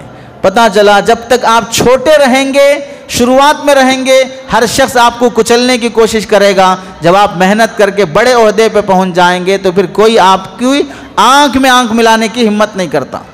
اس واسطے زندگی کی شروعات ہمیشہ مشکل سے ہوتی ہے۔ اسی لیے کسی نے کہا، لڑائیاں جھگڑے کس کے بیچ نہیں ہوتے، لڑائیاں جھگڑے کس کے بیچ نہیں ہوتے، روٹھنا منانا کس کو نہیں آتا۔ لڑائیاں جھگڑے کس کے بیچ نہیں ہوتے، روٹھنا منانا کس کو نہیں آتا۔ ایک محبت ہی تو ہے جو سب کو جوڑے رکھتی ہے، ایک محبت ہی تو ہے جو سب کو جوڑے رکھتی ہے، ورنہ چھوڑ کر جانا کس کو نہیں آتا۔ ایک محبت ہی تو ہے جو سب کو جوڑے رکھتی ہے، ورنہ چھوڑ کر جانا کس کو نہیں آتا۔ آپس میں محبت ہوگی، ترقی کرتے جائیں گے۔ مشکلات بہر صورت شروع میں آئیں گی، انبیاء علیہ السلام پر آئے، صحابہ پر آئے، تابعین پر آئے۔ اور یہ مشکلات کیوں آتی ہیں؟ ایک بات سمجھیں، اگر آپ حق بات بولتے ہیں، صحیح بات بولتے ہیں، تو آپ کے خلاف سوچنے والے پیدا ہوں گے۔ آپ چپی بنائے بیٹھے ہیں، خاموش ہیں، کچھ نہیں بولتے، شریف ہیں۔ جیسے ہمارے ہندوستان میں پرائم منسٹر وہ بھی گزرے ہیں جو ہمیشہ خاموش رہتے تھے، سائلنٹ موڈ میں رہتے تھے، اور وہ بھی گزر رہے ہیں جو فلیٹ موڈ میں رہتے تھے، اب وہ آج کل زمین پر رہنے لگے ہیں۔ پہلے ایسے گزرے ہیں جو ہمیشہ سائلنٹ موڈ میں رہتے تھے، بعد میں ایسے گزرے 10 سال جو فلیٹ موڈ میں رہتے تھے، اب وہ گزر رہے ہیں جو نہ سائلنٹ ہیں نہ فلیٹ موڈ میں ہیں، زمین پہ رینگتے ہوئے نظر آ رہے ہیں۔ تو جیسے وزیر اعظم اور ملک کا حکمران بھی بدلتے رہتا ہے، الگ الگ مزاج کے حساب سے، ویسے ہماری زندگی میں بھی حالات کام کرنے والوں پر آتے ہیں، خاموش بیٹھنے والوں پر حالات نہیں آتے ہیں۔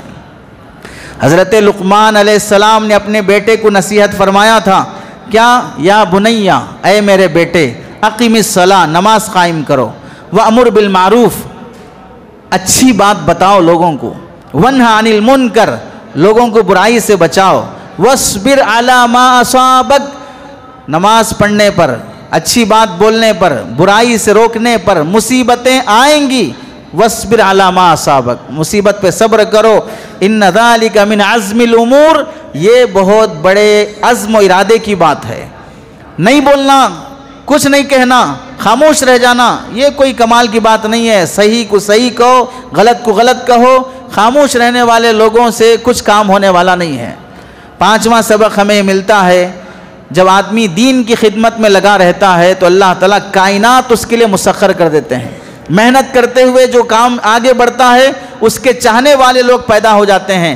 نبی کریم صلی اللہ علیہ وسلم مکہ مکرمہ کی پوری زندگی محنت کرتے رہے تو ایک وقت آیا کہ آپ علیہ السلام کے چاہنے والے ایسے پیدا ہو گئے، آپ وضو بناتے تو وضو کے پانی کا خطرہ بھی نیچے گرنے نہیں دیتے۔ اما عائشہ رضی اللہ تعالیٰ عنہ نے فرمایا تھا، لی شمس وللآفاق شمس وشمسی خیر من شمس السماء، میرا ایک سورج ہے، آسمان کا ایک سورج ہے، میرا سورج آسمان کے سورج سے بہتر ہے، وشمس الناس تطلع بعد العشاء بعد الفجر وشمسی تطلع بعد العشاء، لوگوں کا سورج فجر میں طلوع ہوتا ہے اور میرا سورج رات میں طلوع ہوتا ہے۔ لواحی زلیخا لو رأینا جبینہ لآثرنا قطع القلوب علی الید، اگر زلیخا کی سہیلیاں نبی کا چہرہ دیکھ لیتی تو وہ ہاتھ کاٹنے کے بجائے اپنے دل کاٹ لیتی۔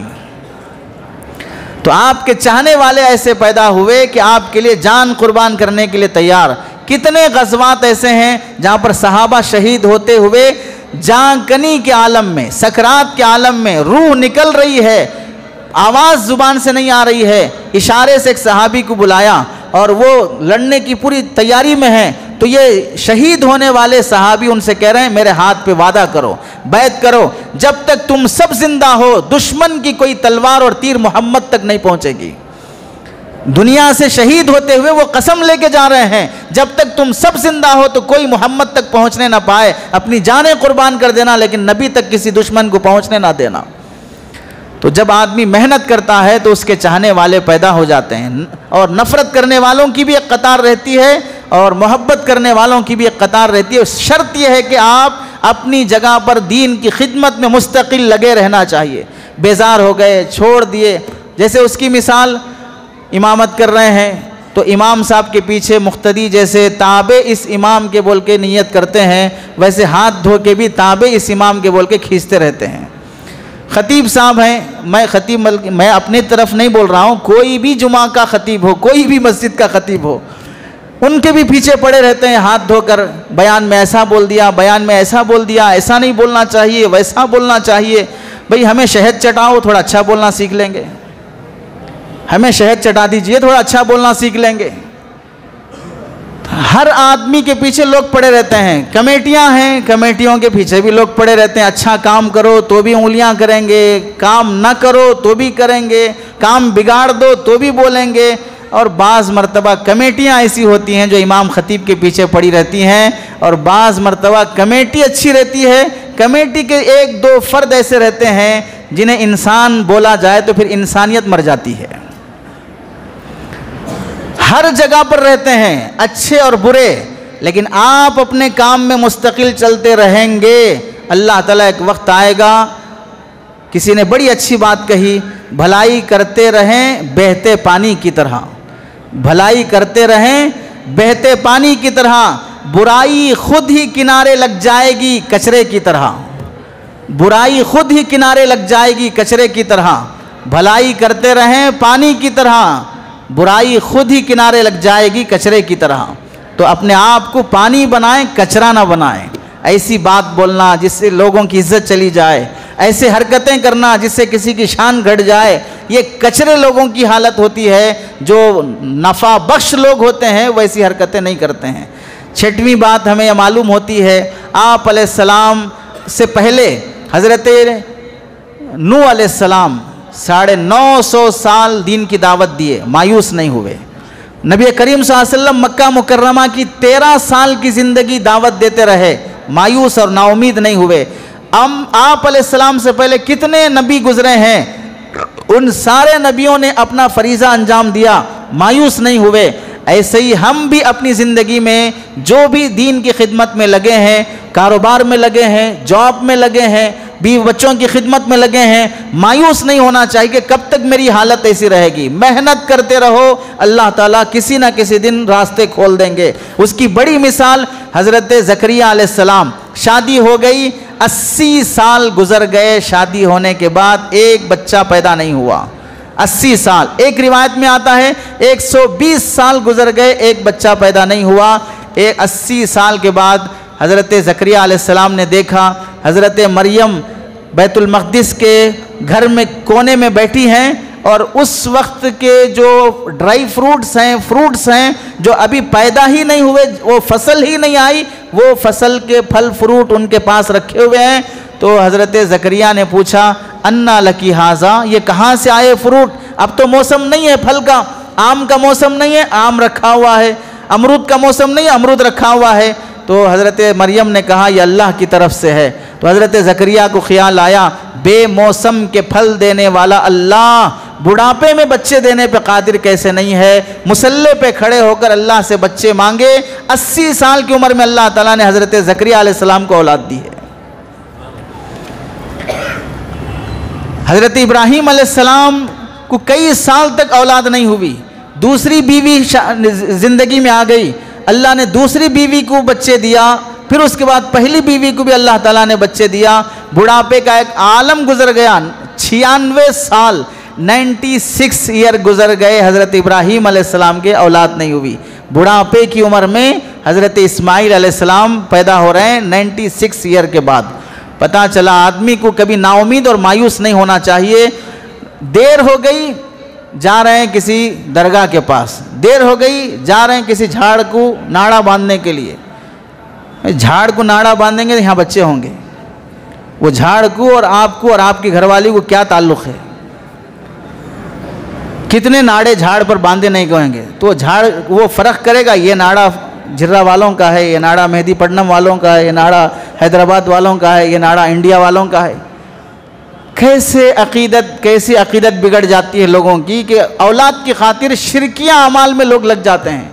آپ چلے جائیں گلبرگہ، خواجہ گیسو دراز رحمۃ اللہ علیہ واقعتاً بڑے نیک بزرگ گزرے ہیں، ان کے وہاں ہم گئے تھے تو دیکھا ایک ایسی وہ ڈرل لوہے کی لگائی ہوئی ہے، ہر شخص آ کے وہاں پر دھاگا باندھ رہا ہے۔ کیا دھاگا ہے؟ اس سے بچے ہوں گے۔ ارے یہاں دھاگا باندھنے سے تھوڑی بچے ہوں گے۔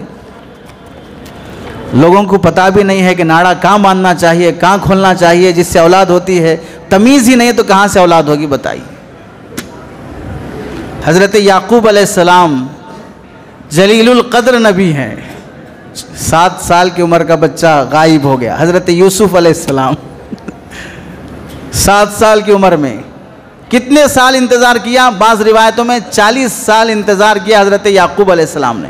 امید ہے میرا بچہ واپس لوٹ کے آئے گا، نا امید نہیں ہوئے۔ 40 سال ایک روایت میں، 7 سال ایک روایت میں، 30 سال ایک روایت میں، بہر صورت حضرت یعقوب علیہ السلام کو بچھڑی ہوئی اولاد واپس ملی ہے۔ تو نا امیدی کفر ہے اسلام میں۔ جو بھی مشکلات ہیں یہ امید رکھیں اللہ تعالیٰ حالات اس سے بہتر کریں گے۔ 7واں سبق یہ ہمیں ملتا ہے، مشکلات میں آدمی اپنی ذمہ داریاں نہیں چھوڑنا چاہیے۔ میں مسجد کا صدر ہوں، کمیٹی کا ممبر ہوں، ستانے والے ستا رہے ہیں، ٹانگ کھینچ رہے ہیں، میں اگر سوچا کہ صدارت چھوڑ دوں گا، ممبر ہونا چھوڑ دوں گا، سب چھوڑ دوں گا، اپنے کام میں استقامت نہیں رہی تو ظاہر سی بات ہے جس کام میں بھی ہاتھ ڈالو گے ستانے والے وہاں بھی ملیں گے۔ جس فیلڈ میں بھی جاؤ گے کہیں پر بھی فرشتے بیٹھے ہوئے نہیں ہیں۔ امامت کر رہے ہیں ستانے والے لوگ ہیں، میں مصلی چھوڑ دوں گا۔ خطابت کر رہے ہیں ستانے والے ہیں، میں محراب چھوڑ دوں گا۔ اور دکانداری کر رہے ہیں، اڑوس پڑوس ستا رہے ہیں، میں دکانداری چھوڑ دوں گا۔ اگر دوسروں کو دیکھ کر اپنی ذمہ داری چھوڑ دو گے، کہیں آپ کو فرشتے نہیں ملیں گے جہاں پر ستانے والے نہیں ہوں گے۔ بیوی بھی ستاتی ہے تو کتنے لوگوں نے ارادہ کیا چھوڑ دینے کا۔ ظاہر سی بات ہے چھوڑ دینا مسئلے کا حل نہیں ہے۔ لگے رہنا اور اصلاح کی کوشش کرتے رہنا اصل مسئلے کا حل ہے۔ لوگ لطیفے بیان کرتے ہیں۔ کسی نے پوچھا بھائی آپ کہاں سے ہیں؟ کہا آپ کہاں کے ہیں؟ تو اس نے کہا شادی ہو گئی ہے، اب کہیں کا نہیں رہا، تو چھوڑ دیں گے، اب کہیں کا نہیں رہا بول کے۔ حالات اور پریشانیاں سب جگہ آتی ہیں، آدمی استقامت سے رہتا ہے تو اللہ تعالیٰ ترقی دیتے ہیں۔ 8واں سبق یہ ہے واقعہ معراج سے کہ دنیا میں جب نبیوں کو تکلیف آتی ہے، صحابہ کو تکلیف آتی ہے، انبیاء کو تکلیف آتی ہے، دنیا مصیبت کی جگہ ہے، جنت نہیں ہے جہاں ارادہ کرتے ہی ہمارے کام ہو جائیں، پلک جھپکتے ہی سب کام نمٹ جائیں، محنت سے کرنا پڑتا ہے۔ اس لیے دنیا مصیبت اور پریشانیوں کی جگہ ہے، یہاں پریشانیاں آئیں گی، اسے فیس کرنا۔ ایک بات یاد رکھیں، سوسائڈ کرنے والا ہمت والا نہیں ہے، بزدل ہے۔ سوسائڈ کرنے والا ہمت والا نہیں ہے، بزدل ہے۔ مر جانا کمال نہیں ہے، مصیبتوں کو فیس کر کے جی کر دکھانا کمال ہے۔ پریشانیوں کو فیس کرنا کمال ہے، پریشانیوں سے بھاگ جانا کوئی کمال نہیں ہے۔ اس لیے سوسائڈ کرنے والے وہ بہادر نہیں ہوتے ہیں۔ سوسائڈ کرنے والے ایگزام میں فیل ہو گیا، مر رہا ہے سوسائڈ کر کے۔ ارے ایگزام تھوڑی اصل مقصد ہے، اور اس کے آگے بھی زندگی ہے۔ اور ہمارے نوجوان جو بیٹھے ہیں ماشاءاللہ لو فیلر ہیں، گرل فرینڈ ساتھ چھوڑ دی ہے، SMS کا جواب نہیں آ رہا ہے، فون ریسیو نہیں ہو رہا ہے، چیٹنگ نہیں ہو رہی ہے، نمبر بلاک ہو گیا ہے۔ اب یہ رات کے اندھیرے میں نکل کر خود بلاک ہو جائے گا، شراب خانے میں جا رہا ہے، جوا کھیل رہا ہے، باپ کی کمائی اڑا رہا ہے، عیاشی کر رہا ہے۔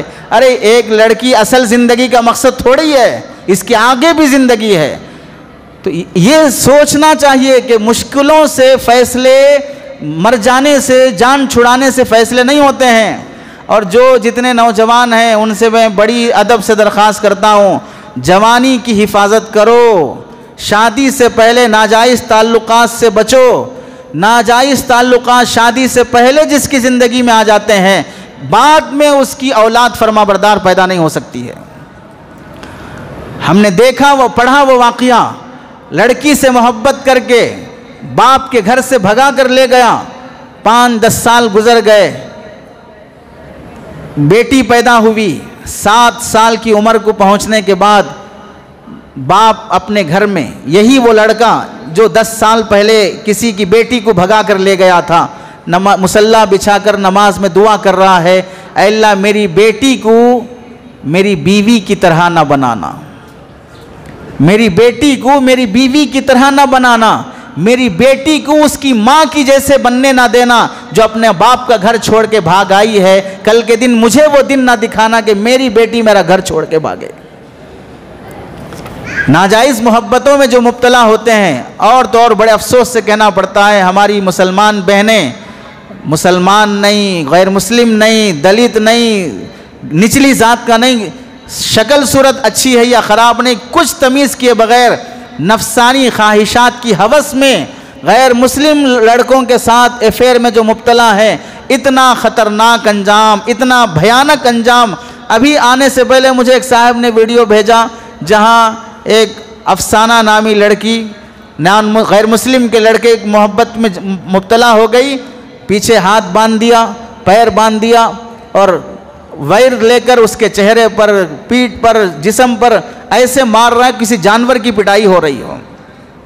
شہزادی بنانے کی چکر، میں شہزادی بنا کر رکھوں گا، رات کی رانی بنا کر رکھوں گا، راجہ بن کر رہوں گا، یہ خواب دکھانے والے نادان قسم کے غلیظ فطرت کے لوگ ماں باپ سے جدا کر کے، قانون کا غلط استعمال کر کے، 18 سال سے زائد ہیں، ہمیں اختیار ہے، ماں باپ کیا اپنی بیٹیوں کو اسی لیے پالتے ہیں 18 سال ہو گئے تو ابھی آزاد ہے، 18 سال کے بعد ماں باپ کی کوئی ویلیو نہیں ہے، 18 سال کے بعد ماں باپ کی عزت نہیں ہے، 18 سال کے بعد خاندان کی عزت نہیں ہے، 18 سال کی عمر کو پہنچ گئے تو اب بیٹی کو اختیار ہے، جس کے ساتھ جانا چاہے چلی جائے، 1 سال باہر جائے گی، عزت پوری لٹ جائے گی، اور ایک بچہ گود میں رہے گا، 4 سال کے لیے بھاگ گئی، 3 بچے گود میں رہیں گے، 10 سال کے لیے چلے گئے، 5 بچے گود میں رہے، اب وہ 5 بچے ہونے کے بعد وہ جو گیا تھا مر گیا یا چھوڑ کر چلا گیا، 5 بچوں کو لے کر مسلمان برقعے والی عورت مسجد کے سامنے، کسی ہوٹل کے سامنے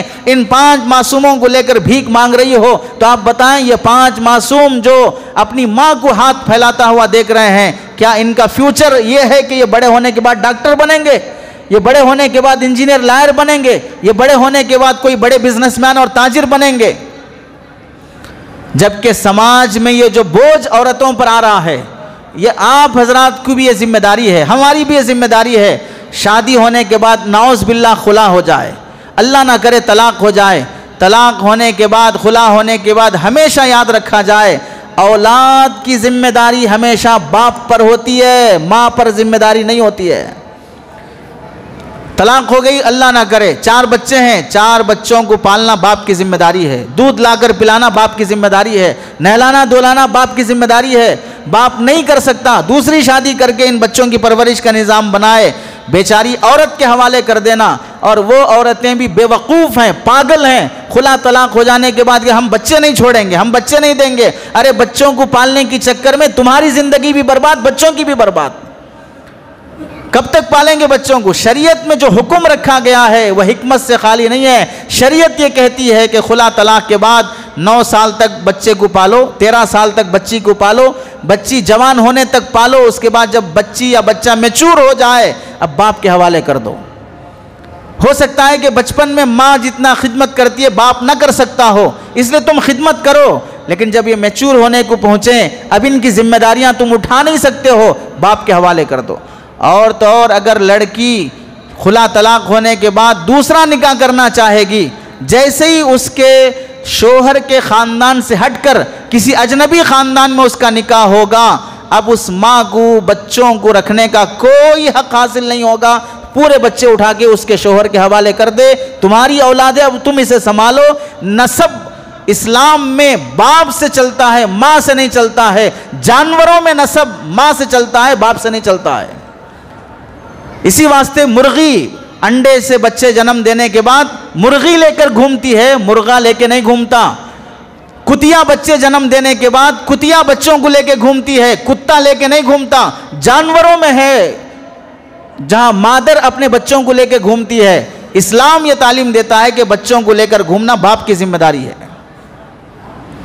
یہ تمیز ختم ہو گئی تو مسلمان عورتیں کتنی بیوہ، خلا شدہ، طلاق شدہ دوسرے رشتے نہیں آ رہے ہیں۔ کیوں نہیں آ رہے ہیں؟ اس لیے کہ دوسرا رشتہ کرنے والا کہہ رہا ہے کہ بھئی میں کرنے تیار ہوں لیکن بچہ مجھے ایکسپٹ نہیں ہے، بیٹی مجھے ایکسپٹ نہیں ہے۔ اس کا یہ مطالبہ صحیح ہے، وہ کیوں پالے گا کسی اور کی اولاد کو؟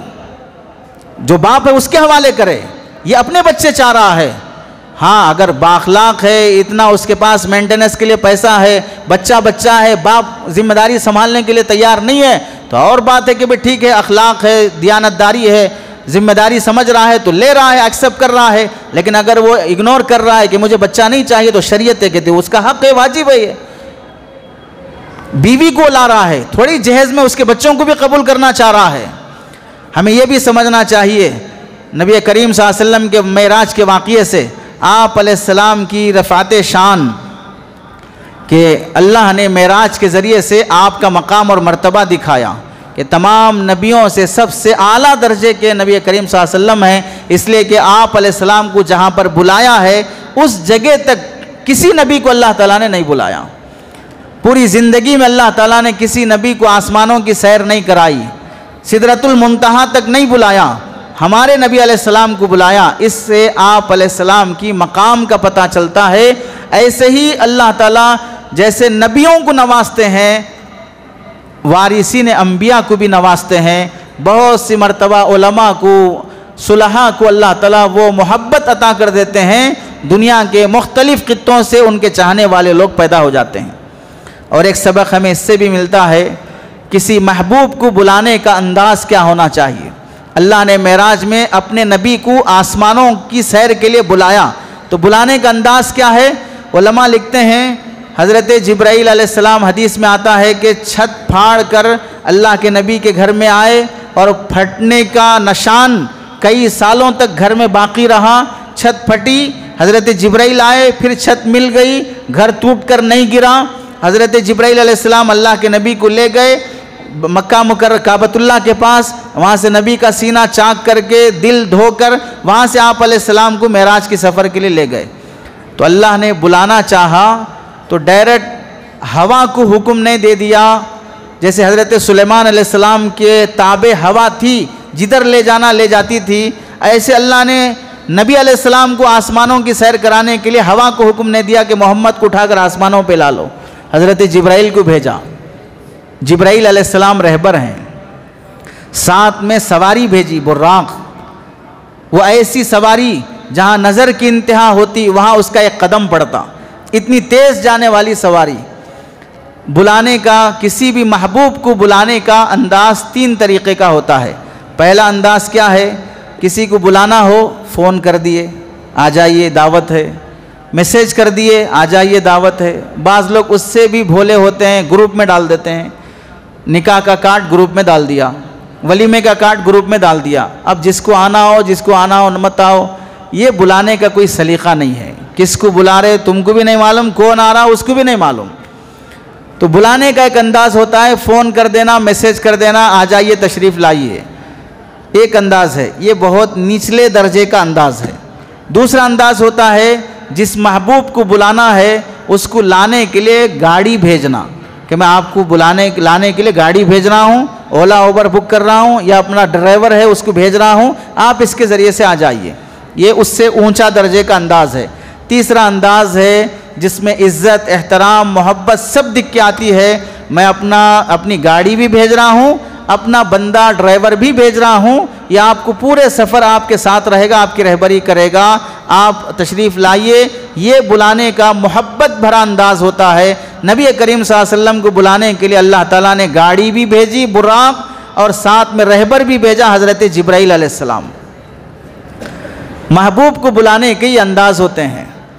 اب اس زمانے میں ہم نکاح کو، ولیمے کو بلا رہے ہیں تو آپ کی مرضی ہے، جو آدمی جس لیول کا ہے اسے اپنے حساب سے بلائیے۔ دولہا کو بلانے کا انداز الگ ہوتا ہے، دلہن کو لانے کا انداز الگ ہوتا ہے، عام پبلک کو لانے کا انداز الگ ہوتا ہے۔ بیچارہ ان سب میں سب سے زیادہ مصیبت کا مارا قاضی صاحب ہے، اسے لانے کا کوئی انداز نہیں، اسے بلانے کا کوئی انداز نہیں۔ بول دیں گے فلاں ڈیٹ پہ شادی ہے، قاضی صاحب آ جائیے، آپ کی فیس کیا ہے لے لے کے نکاح پڑھا دے کے جائیے۔ اور بعض تو ایسے شریف بھی ہیں کہ نکاح پڑھے تو فیس دینا، نکاح پڑھے تو فیس دینا۔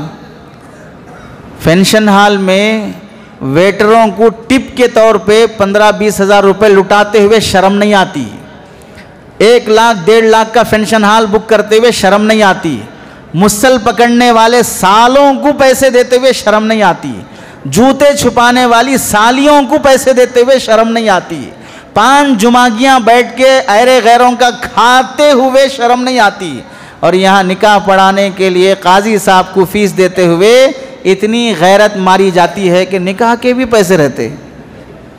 اسی لیے قاضی صاحب بھی کیا کرے، نکاح کی فیس کم کرے، تم لڑ لے کے خلا طلاق کر لے کے آؤ تب ڈبل وصول کرتا ہوں۔ قاضی صاحبوں کے پاس ماشاءاللہ نکاح کی فیس، اب تک تو میں الحمدللہ ایک نکاح کی بھی فیس نہیں لیا ہوں، میں قاضی ہی نہیں ہوں۔ خلا طلاق کے لیے قاضی صاحب نکاح کے لیے 2500 یا 5000 چارج کرتے ہیں، مجھے نہیں معلوم، بہت سال ہو گئے نکاح ہو کے، نیا نکاح ہوگا تو شاید اندازہ ہوگا۔ تو اب خلا طلاق کے جو ہوتے ہیں اس میں 25,000 40,000 50,000 روپے چارج کر رہے ہیں، چونکہ ملتے وقت پیسے دو بولے تو نہیں دیے ہیں۔ اب وہ خلا کا مسئلہ الگ رہتا، طلاق کا الگ رہتا، ہندوستان کا قانون الگ ہے، 3 طلاق کا مسئلہ رہا تو اتنا رہتا، یہ رہتا، بول کے اچھا کھینچ رہے ہیں۔ ہمیں کھینچو، جو کھینچنا ہے کھینچو، جو قوم صحیح راستے سے دینے تیار نہیں ہے۔ لمٹ رہتی ہے ہر چیز کی۔ قاضی حضرات بھی اس طرح کی حرکت کرتے ہیں، نامناسب ہے۔ خلا طلاق سے پہلے زندگیاں برباد ہو رہی ہیں، جو خلا لے کے جا رہی اس بیٹی کا گزارا مشکل ہے، اس سے 25,000 وصول کیے جا رہے ہیں، شرم آنی چاہیے۔ یہ کوئی سلیقہ مندی کی بات نہیں ہے، ہم ایک اعتدال پر آنا چاہیے۔ اب یہاں بلانے کے انداز میں ایک بات یہ سمجھیں، عام دعوتوں میں بلانا اپنی حیثیت اور شان کے حساب سے، لیکن جہاں بزرگوں کو بلاتے ہوں، علماء کو بلاتے ہوں، بہت سے ضلعوں میں ڈسٹرکوں میں لوگ شہروں سے بڑے بڑے اکابر کو علماء کو بلاتے ہیں. ہم بھی دیکھتے ہیں کہ اللہ کے نیک بندے حضرت مولانا شاہ جمال الرحمن صاحب دامت برکاتہم، حضرت مولانا عبدالقوی صاحب دامت برکاتہم، حضرت مولانا احمد عبید الرحمن اطہر صاحب دامت برکاتہم، اور بھی بڑے بڑے بزرگان دین ہیں، علماء اکرام ہیں. مختلف جگہوں سے لوگ دعوت دیتے ہیں جلسوں کے لیے، پروگراموں کے لیے، لیکن بلانے کی تمیز اور سلیقہ ہونا چاہیے. یہ بزرگ حضرات شرافت کی وجہ سے، اخلاق کی وجہ سے، ہمت افزائی کی خاطر آ جاتے ہیں، لیکن ان کے ساتھ اخلاق کا رویہ بہت گھٹیا درجے کا ہوتا ہے. فون کر کے وقت لے لیا فلاں بزرگ سے، آپ تشریف لا لیجئے. وہاں سے وہاں تک کی مسافت کتنی ہے، کار بک کریں گے تو کرایہ کتنا ہوگا، کون سے روٹ سے آئیں گے تو کتنا جلد پہنچیں گے، راستہ کتنا آسان ہے، روڈ کتنی صاف ہے، کتنی مشکل والی روڈ ہے، بس سے آنا ٹھیک ہے، ٹرین سے آنا ٹھیک ہے، آنے والے بزرگ کو کس میں راحت ہے، یہ ساری باتیں دیکھے بغیر صرف وقت لے لیا آ جائیے. اب آنے کے بعد بھی ماشاءاللہ بعض ایسے شریف لوگ بھی ہوتے ہیں، بیڈ روم میں بیوی کے ساتھ بیٹھ کے آگے آپ وہ رائٹ لے لیجئے، وہ لیفٹ لے لیجئے، وہ یو ٹرن لے لیجئے، بیڈ روم میں بیٹھ کر ایڈریس بتاتے رہتے ہیں. اور بعض لوگ بیڈ روم میں بیٹھ کے لوکیشن بھیجتے ہیں، بزرگ سیدھے بیڈ روم پہنچ گئے. تو کوئی سلیقہ ہے؟ تمیز یہ ہے کہ جب کسی کو بلایا جائے شہر کے باب الداخلہ پر کھڑے رہیں. اب یہاں سے ہمارا شہر شروع ہوتا ہے، گاڑیاں یہاں سے گزرتی ہیں، ایک بندے کو وہاں کھڑا کر دیا جائے، 500 کلومیٹر کا سفر کر کے یہ بزرگ آ رہے ہیں، 6 7 گھنٹے قربان کر کے، اور تم گھر سے باہر نکل کے شہر کی گلی میں کھڑے ہونے کے لیے تیار نہیں ہیں. وہ گوگل میں میپ دیکھ کے آ رہے ہیں، اور گوگل صاحب بھی ایسے ہیں، موڈ اچھا رہا تو راستہ صحیح دکھا دے، ان کے اگر حیض کے ایام چل رہے ہوں تو پھر وہ راستہ صحیح نہیں دکھاتے. ان کو بھی کبھی کبھار ناپاکی کے ایام آ جاتے ہیں، تو اب وہ اس گلی سے لے جا رہا ہے، اس نالے سے لے جا رہا ہے، یہاں گاڑی اٹک رہی ہے. اب یہ پریشان ہے گوگل میں، ان کو نہیں معلوم کیا اس کے ایام حیض چل رہے ہیں. یہ سلیقہ مندی نہیں ہے. ہر جگہ پر گوگل پر بھروسہ کر لینا، گوگل پر اعتماد کر کے تو ہی 500 کلومیٹر کا سفر کر کے آئے. اب آپ کے شہر میں آنے کے بعد آپ کی کیا مت ماری جاتی ہے کہ باب الداخلہ پہ کھڑے ہو کر ان بزرگ کی رہبری کر لی جائے. اور بعض مرتبہ یہ بھی ذمہ داری ہے، جن بزرگ کو بلایا جاتا ہے ان کے ڈرائیور سے پوچھ لینا آنے جانے کا پیٹرول کا خرچ کتنا ہوتا ہے، آنے جانے میں آپ کو کہاں کہاں پر ٹول گیٹ لگا ہے. یہ واجبی حق ہوتا ہے. اس کے بعد آپ کی مرضی ہے کہ آپ ان بزرگ کو ہدیہ دیں نہ دیں، اظہار محبت کریں نہ کریں. لیکن اگر اس میں ہی کوتاہی کر دیتے ہیں، ایک بڑا خیانت والا معاملہ ہے اور تکلیف دہ معاملہ ہے. لوگ کیا کرتے ہیں، بلانے کے بعد بیان کتنی دیر کرے، 40 منٹ بیان کرے. 40 منٹ میں کتنا دینا رہتا؟ لوگوں کی گھٹیا سوچ. ارے 40 منٹ بیان کیے ہیں، 40 منٹ بیان کرنے کے لیے آئے کتنے گھنٹے کا سفر کر کے؟ 24 گھنٹے لگے ہیں آپ کے یہاں آ کے جانے کے خاطر. تو یہ تمیز ہوتی ہے، سلیقہ مندی ہوتی ہے.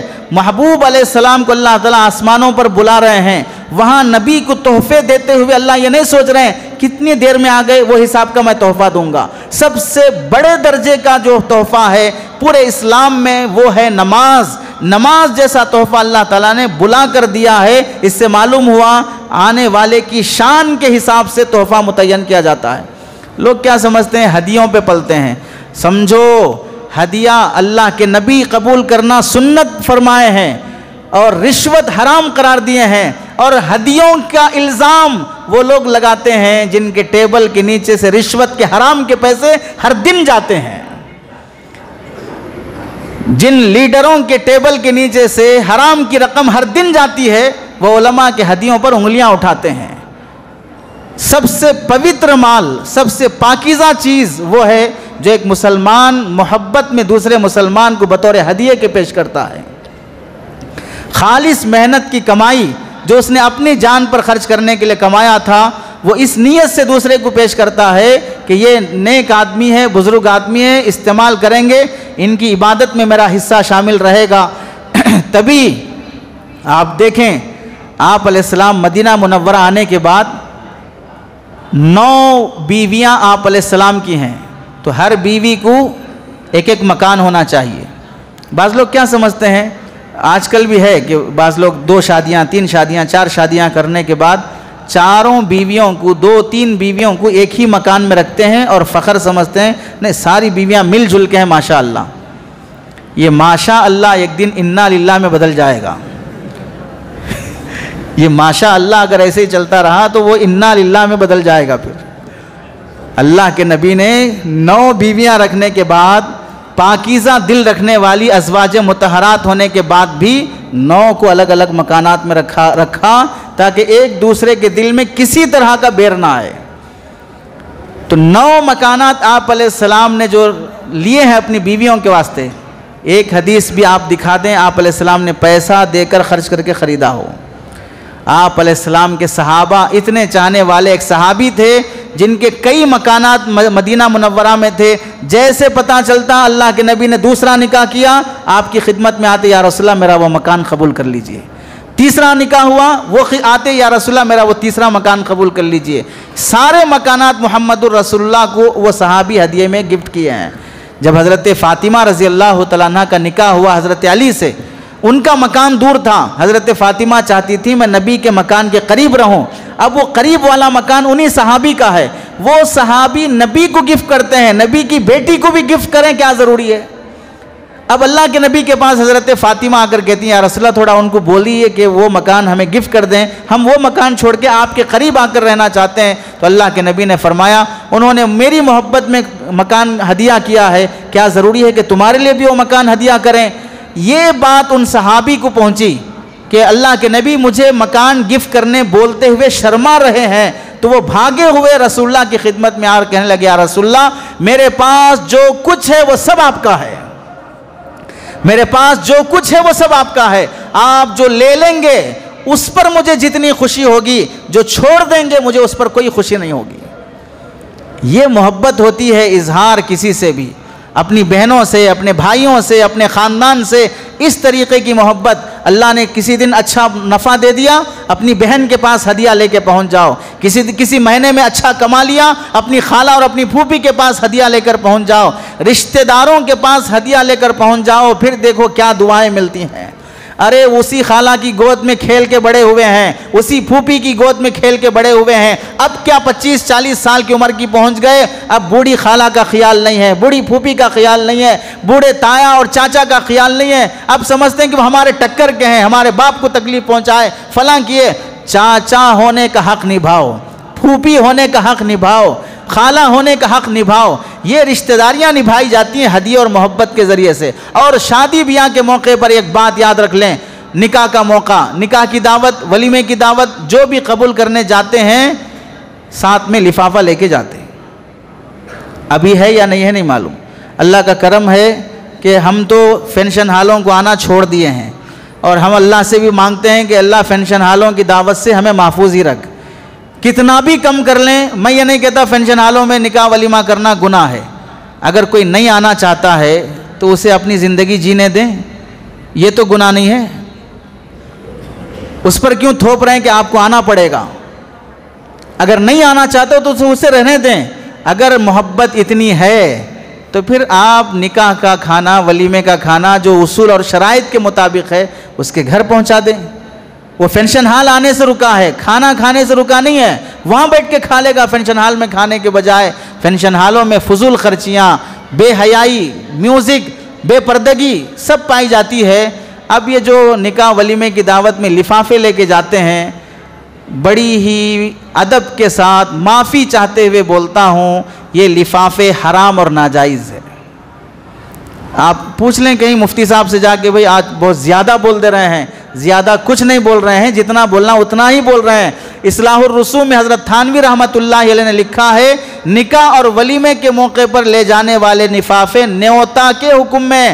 نیوتا کا مطلب یہ ہوتا ہے آپ کے ولیمے میں آتے ہوئے ہم 1000 روپے لفافے میں رکھ کے آئے ہیں ان کی ایک فہرست بنے گی رجسٹر مینٹین کیا جائے گا. جب ہمارے گھر میں کوئی ولیمہ اور نکاح ہوگا تو وہی 1000 روپے ہمیں واپس کیے جائیں گے لفافے میں رکھ کر. لوگ دعوتیں اس واسطے قبول کرنے تیار نہیں ہوتے بھئی ان کے ٹائم پہ انہوں ہماری شادی میں بیٹی کی شادی میں بیٹے کی شادی میں لفافے میں اتنا رکھے تھے اب ہم کو جانا ہے اور یہ لفافے تیار کر کے لے جانا ہے. کیا ہوا 1000 روپے کے بدلے 1000 روپے برابر سرابر ہونا چاہیے، کم زیادہ ہوا سود میں داخل ہو گیا، نام اگرچہ کہ ہم نے اس کا ہدیہ لگایا ہے۔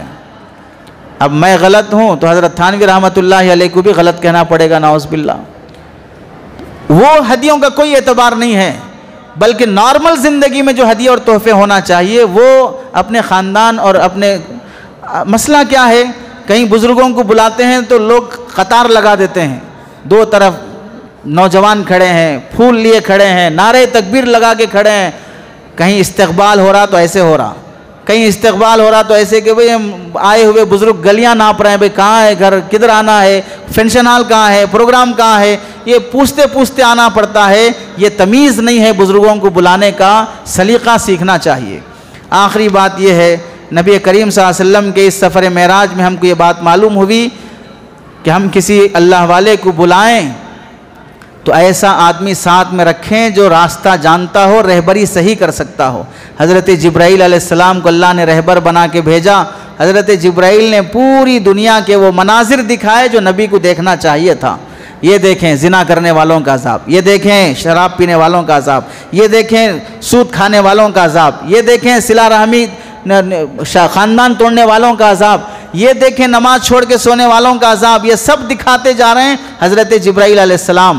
بیت المقدس پہنچنے کے بعد وہاں دکھا رہے ہیں، حضرت شعیب علیہ السلام کے گاؤں پہنچے وہاں نماز پڑھا رہے ہیں، حضرت عیسیٰ علیہ السلام جہاں پیدا ہوئے وہاں نماز پڑھا رہے ہیں۔ پتہ چلا رہبر ایسا ہونا چاہیے جو جانے والے مہمان کو ضروری چیزوں سے واقف کرائے۔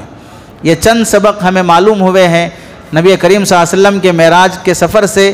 آخر میں ایک بات آپ حضرات سے عرض کرنی ہے، یہ مقدس راتیں ہیں، اس رات سمجھیے متعین طریقے سے کسی نے نہیں لکھا کہ 27 رجب ہی آپ علیہ السلام کے معراج پہ جانے کی رات ہے، لیکن اتنی بات ہے کہ ان راتوں میں ہمیں ایک بات سے توبہ کرنا چاہیے۔ بہت سے لوگ دوسروں کے پیسے لیے بیٹھے ہیں، قرضے ڈبائے بیٹھے ہیں، 4 سال 5 سال 6 سال گزر جاتے ہیں، وہ بیچارہ مانگتے مانگتے پریشان ہے، غصہ نہیں کر سکتا، کورٹ کچہری نہیں جا سکتا، عزت کا سوال ہے۔ ہماری ذمہ داری ہے کسی کا بھی پیسہ لیے ہوئے ہوں، آج کی ان مقدس راتوں میں توبہ کر لیں کہ ہم جتنا جلد ہو سکے اس کا حق اسے لوٹا دیں گے۔ قرضوں کے ساتھ جو ایک دن جو گزرتا ہے اتنا خطرناک ہے۔ ایک روایت آپ سن لیں، ایک روایت میں لکھا ہے اگر کسی نے کسی مسلمان کا پیسہ لیا، لینے کے بعد اس نے کہا کہ میں 1 مہینے کے بعد آپ کو واپس لوٹا دوں گا، 1 مہینہ ہو گیا، مثلا 30 تاریخ ہو گئی، دوسرے مہینے کی 1 تاریخ شروع ہو گئی، پھر کہ نہیں 3 دن کے بعد لوٹاؤں گا، جب 3 دن گزر گئے پھر کہہ رہا نہیں 5 دن کے بعد لوٹاؤں گا، ایک ایک دن ٹال مٹول کرتے ہوئے جب جاتا ہے، روایت میں آتا ہے کتنا پیسہ لیا ہے، 1 لاکھ روپے، 1 دن گزر گیا، اللہ تعالیٰ اس کی نیکیوں میں سے 1 لاکھ نیکیاں نکال کے خرس خواہ کے کھاتے میں پہنچا دیں گے۔ دوسرا دن پھر ٹال مٹول کیا، پھر دوسرے دن 1 لاکھ نیکیاں نکل کر اس کے کھاتے سے چلی جائیں گی۔ تیسرا دن ٹال مٹول کیا، پھر نیکیاں نکل کے ادھر چلی جائیں گی۔ ہم سمجھتے ہیں کہ ڈیلے کرتے ہوئے مزے سے جی رہا ہوں، روزانہ 1 لاکھ نیکیاں، جتنا میں قرضہ ہوں، 500 روپے کا قرضہ ہوں، 500 نیکیاں روزانہ جا رہی ہیں، 2000 کا قرضہ ہوں، 2000 نیکیاں روزانہ جا رہی ہیں۔ کیسی زندگی ہے، نیکیاں ہوتی کم ہیں اور پھر ٹال مٹول کی وجہ سے برباد زیادہ ہوتی ہیں۔